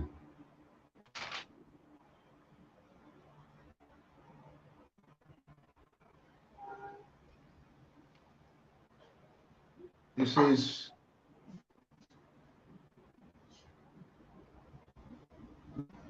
All right, seest thou not what they do in the city of Judah?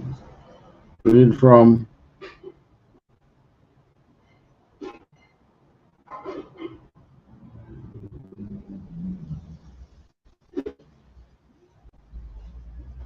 all right, read verse 1. So we get a understanding of what it's coming from. another one gone. This is Jeremiah chapter 7, verse 1. The word that came to Jeremiah from the Lord, saying, verse Yeah. 2, stand in the gate of the Lord's house and proclaim there the word, and say, hear the word of the Lord, all ye of Judah, that enter in at these gates to worship the Lord. All right, 3. Verse 3, thus saith the Lord of hosts, the God of Israel, amend your ways and your doings, and I will cause you to dwell in this place. Verse 4, trust ye not in lying words, saying, the temple of the Lord, the temple of the Lord, the temple of the Lord are these. Verse 5, for if ye truly amend your ways and your doings, if ye truly execute judgment between a man and his neighbor. Verse 6, if ye oppress not the stranger. Drop down to 14.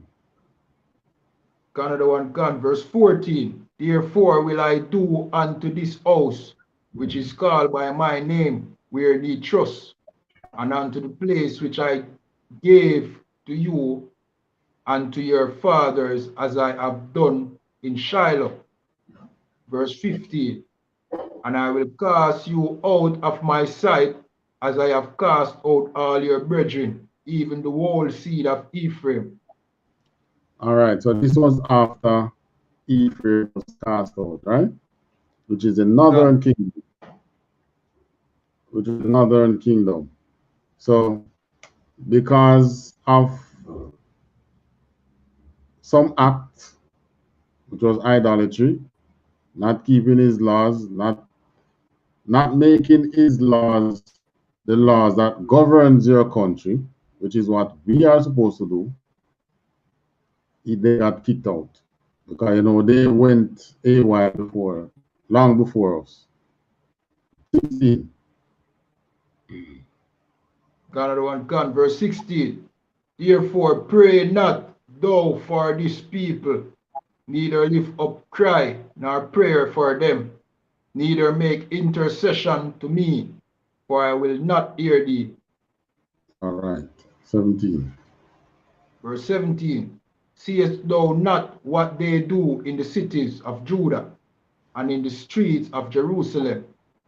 Verse 18. They were having open celebration, actually,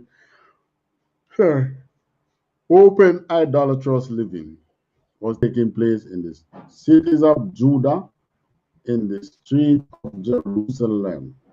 18. Verse 18. The children gather wood, and the father kindle the fire, and the woman knead the dough to make cake to the queen of heaven, and to pour out drink offering unto their other gods, that they may provoke me to anger. So this kind of nakedness was the one that angers most, and the one that generally angers him, because this deals with idolatry, right?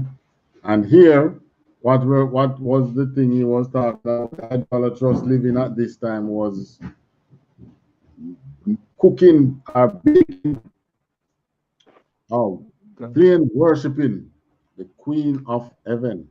And who was the Queen of Heaven? Who today is that Queen of Heaven? That's Easter. Or what they call Ishtar. So they're getting right over this weekend here, getting up Easter egg, talking about the Easter bunny. God. The whole works. Easter, well, in the Bible it says cakes. Today we say bun, but it's the same thing. Maybe the bun come from the Easter bunny. God, that does that thing. Maybe that's where it came from. But we were worshiping other gods. And today we are doing it. It's in the Bible that it angers the Most High. And today we do it and say we're doing it unto God. As you take God for perke. God. We take him for an idiot. So in other words now, because we won't hear, he's going to say, okay, I guess I'll just accept what they are doing. What, I think God is a homosexual? Then thing is some gay men or effeminate spirit covers the Most High. God. The Most High God is a warrior. God, right? Sir, you can't say B word upon the life. Well, you know, Isupk Jamaica lingo yet. We don't know. We don't want to kick off the video. But in I get to them with I say, well, you take me for you think me I want B boy. You see? Yeah, so, but you know, it gone further. Like that I want B boy. It gone further than no. It's the alphabet soup. LGBTQ. God. And I think they add two other letters now. RST. Also. I don't even know. But it's not only the B guy. You so much other companies him get the B boy get LGQ.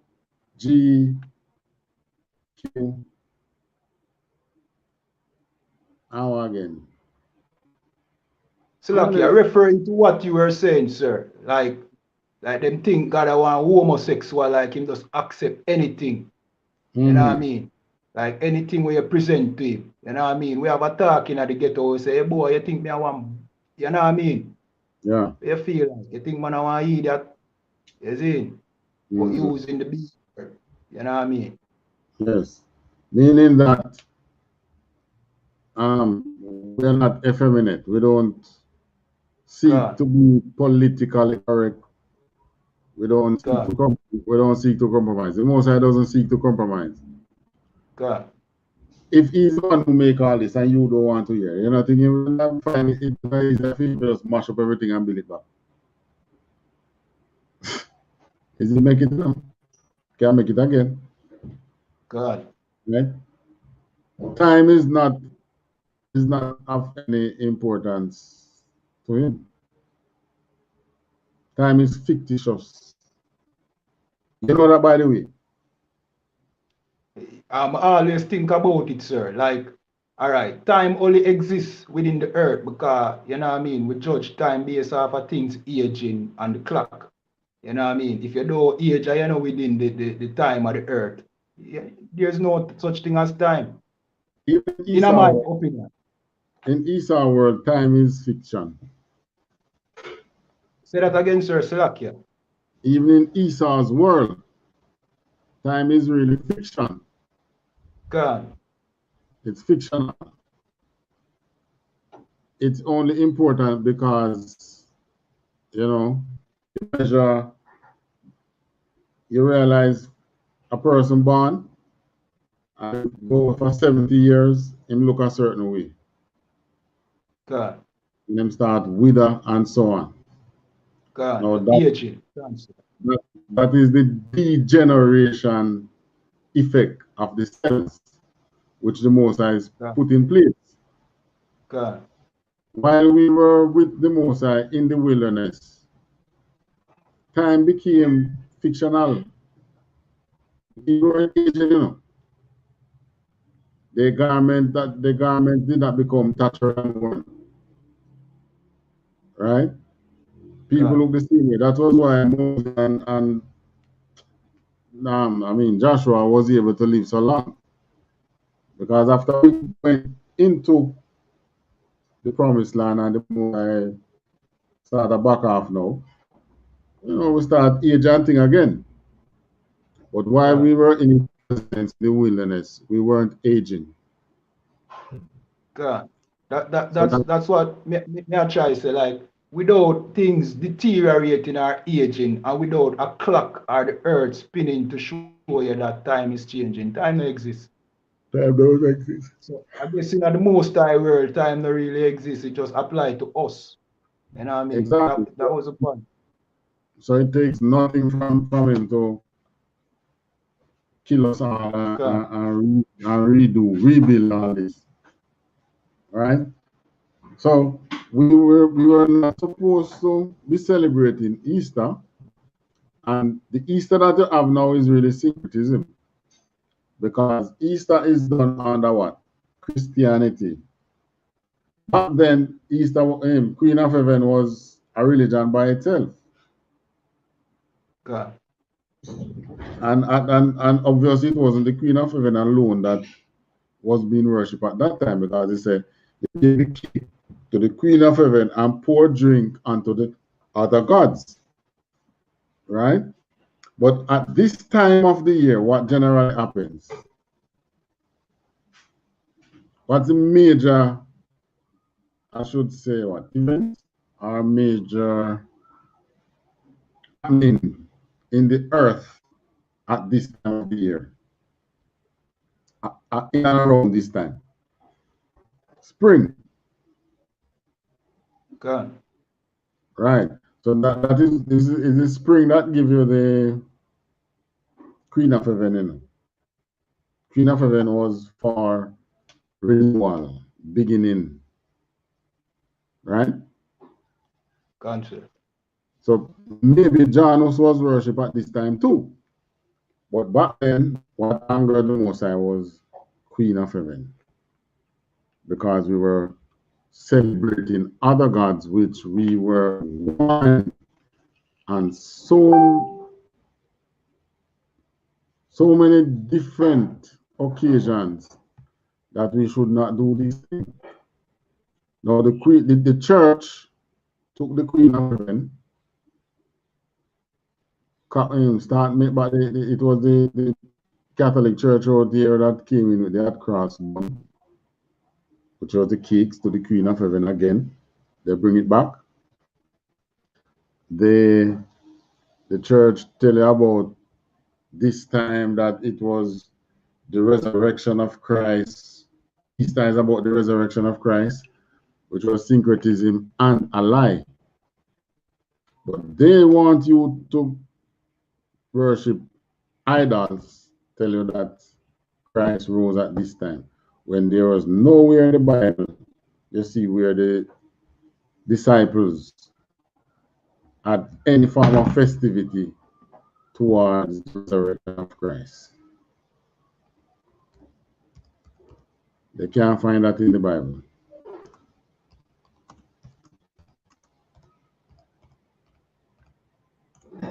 But the term Easter, the word is in the Bible, you know. It's Acts 12 and 4. Let's see. So, the book of Acts, chapter 12 and verse 4. Right, it's mentioned once in the Bible. You can find it. Another one can. This is Acts chapter 12, verse 4. Read verse 1. Start from 1. Acts chapter 12, verse 1. Now about that time, Herod the king stretched forth his hands to vex certain of the church. Verse 2. And he killed James, the brother of John, with the sword. All right. Verse 3. And because he saw it pleased the Jews, he proceeded further to take Peter also. Then were the days of unleavened bread. All right. And unleavened bread is what? Is right in it. Right in it.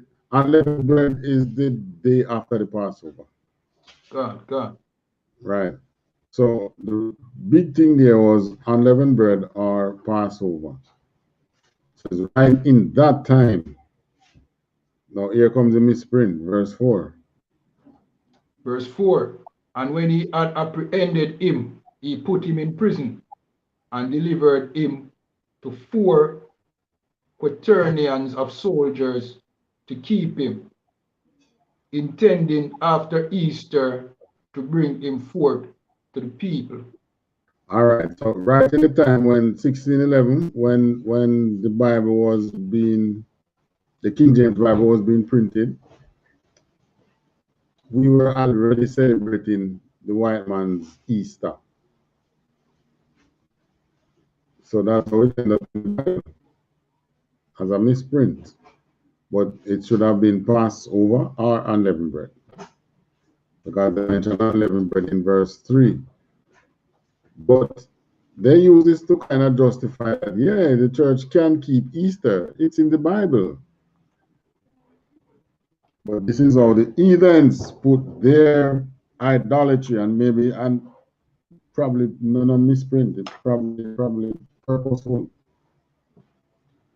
right? Because at the time when the Bible was being printed, it was hundreds of persons. It was, even though they call it King James, you know, it was hundreds of persons who was involved. And not 1 or 2 or 3 persons. Is the largest contingent of people that has ever engaged in the translation of a book, just so that they could get it accurate as they could get it, and they translated it from the very scrolls that were in Jerusalem, some in Hebrew and some in Greek. So Easter is not to be celebrated. Celebrating Easter, that's the kind of nakedness that's the other nakedness that angers the Most High. The Most High does not want us to be in the same, doing the same thing like the Edens. That's what we were doing in Egypt. But I guess we are in Egypt again, so he has to come again and teach us that we should not do these things.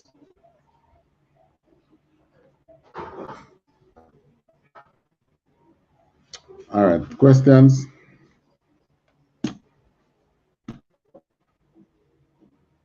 Yeah, sir. All right, so with no question, with that, to pass the class over to priest and officer Kayadwa. All right, clap it up.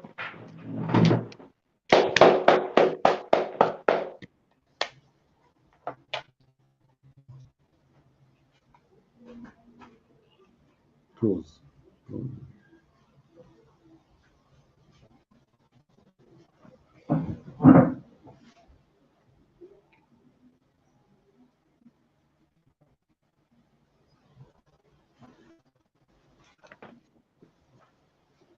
All right, these are the I.S.U.P.K security announcements. I.S.U.P.K started 1 West 125th Street, Harlem, New York, under commanding General YAHANNA. New rules for brothers and sisters. When a brother or a sister comes into the school, there are off limits for 6 months. They are to be saluted only. They are here to shed themselves of the world. After 6 months, if a brother or a sister has an interest in a particular person, he or she must get permission from the head to speak to a brother or a sister. There is another 6 months in which the brother or sister will court each other. After this 6-month period, the brother or sister will get permission from the head to marry. Tithes, which is a commandment. You can find this in Numbers 18 and 21 and Malachi 3, verse 8 to 10. Means tenth in the Hebrew and is pronounced ma'ashara. 10% of every penny of any increase the Lord gives you. Give to the Treasury Department or teacher. Priest fund. Free will offering for priests, not mandatory. Whatsoever amount you'd like to give. Upcoming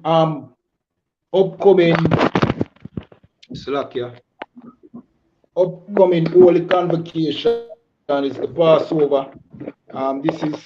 This will be held on April the 24th of this year. You know what I mean?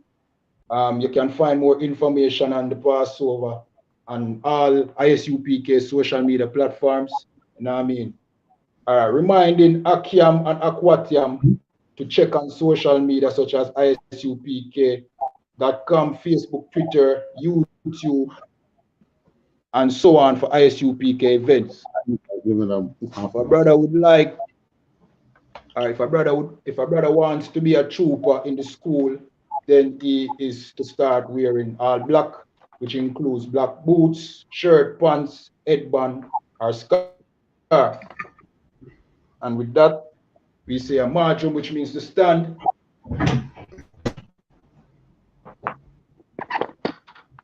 Let me fix this. We're going to say the Lord's Prayer in Hebrew and then in English.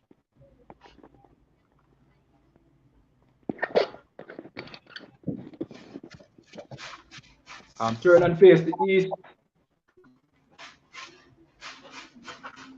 Abanawa. Abashamayam. Kwadash. Aya. Shamka. Yahweh. Malakwatka. Kaba. Ratazaika. Aya. Aisha. Marataza. Kawa. Aya. Bashamayam. Nathan. Lanawa.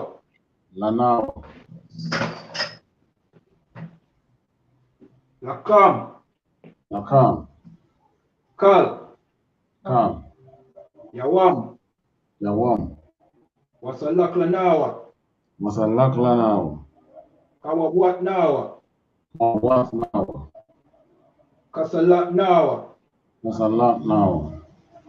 Kawabwatianawa, Kawabwatianawa, Walaha, Walaha, Tabaya Anawa, Tabayanawa, Manasayawan, Manasayawan, Abal, Abal, Awashainawa, Awashainawa, Mayan, Mayan, Rai, Rai, Kaya, Kaya, Laka, Laka, Amalakwat, Amalakwat, Wa'ala, Wahala, Watapara, Watapara, La'aiwalamyam, Awan, Ama, Awan. In English, Our Father which art in heaven, Our Father which art in heaven, hallowed be thy name. hallowed be thy name. Thy kingdom come, Thy kingdom come, thy will be done in earth, thy will be done in earth, as it is in heaven. as it is in heaven. Give us this day our daily bread, Give us this day our daily bread, and forgive us our debts, and forgive us our debts, as we forgive our debtors. as we forgive our debtors. And lead us not into temptation, Lead us not into temptation, deliver us from evil. but deliver us from evil. For thine is the kingdom, For thine is the kingdom, and the power, and the power, and the glory, and the glory, forever so be. forever. Prayer for the curses. So be it. Blessed are you, Yahweh, Blessed are you, Yahweh, King of heaven and earth, King of heaven and earth, and all things living. and all things living. Yahweh, Yahweh, in the name of Yahweh, in the name of Yahweh, listen to us now, listen to us now, right now. right now. And evils and curses, Then evils and curses, and punishment and destruction, and punishment and destruction to them to the heathens that speak against us, that speak against us, thy prophets, thy prophets, the teachers, the teachers, the princes, the princes, the priests, the priests, the Israelite brothers and the school. the Israelite brothers and the school. Send evils and curses, Then evils and curses, and punishment and destruction and punishment and destruction to the heathen, to the heathen, and shake loose the treasures of the rich of Israel, and shake loose the treasures of the rich of Israel, that refuse to give to the school. that refuse to give to the school. Force their riches to enter into thy sanctuary. Force their riches to enter into thy sanctuary.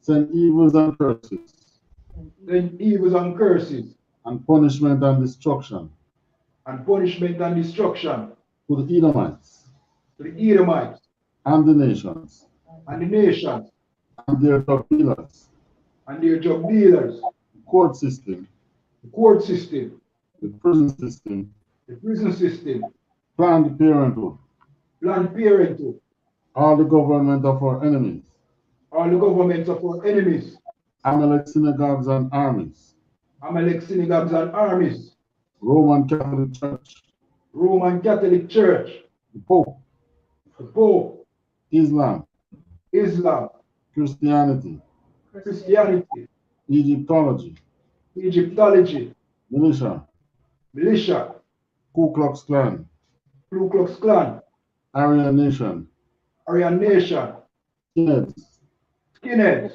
Posse Comitazi, Pasikamatazi, the gay movement, gay movement, the lesbian movement, lesbian movement, spies, spies, workers of witchcraft, workers of witchcraft, NASA space programs, NASA space program, Army, Army, Air Force, Navy,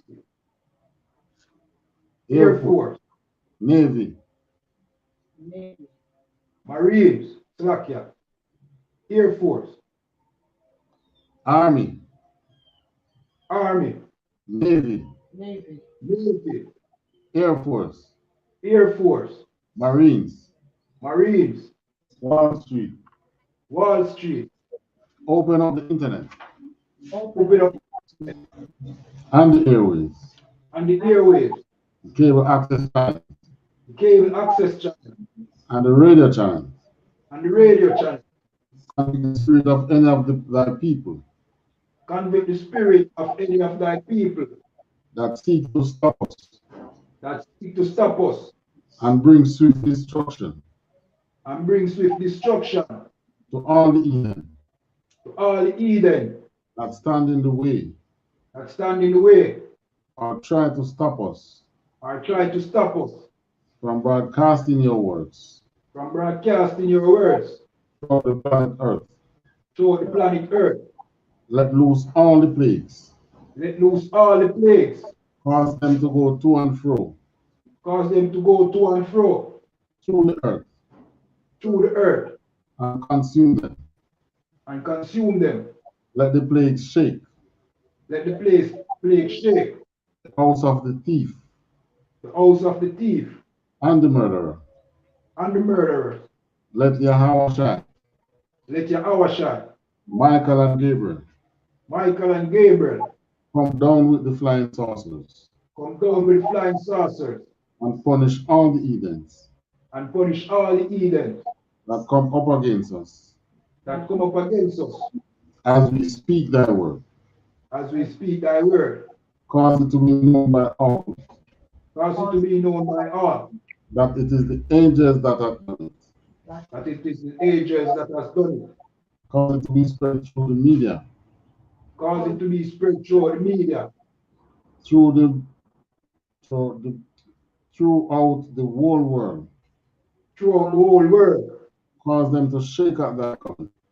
Cause them to shake at thy coming. In the name of Yahweh, In the name of Yahawashi. thank you always so much. Thank you always, so be it.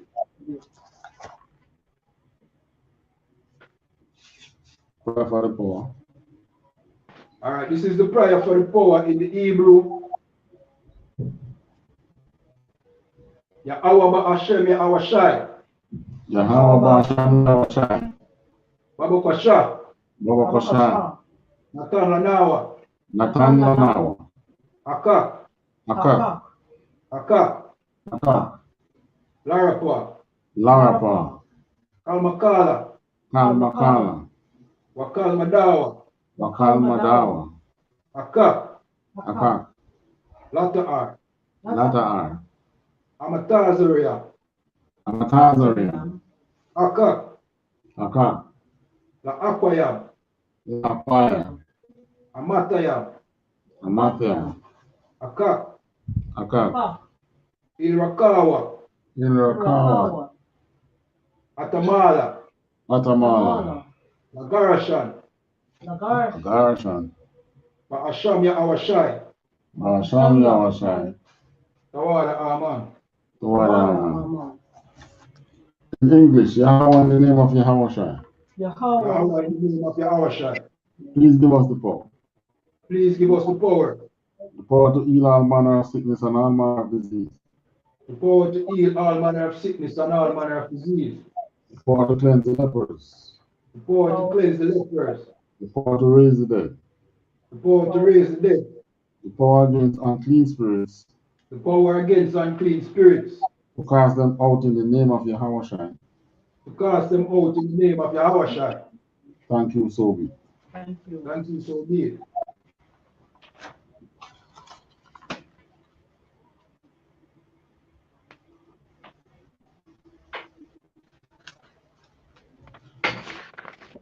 All right, one courtesy salute to the teacher.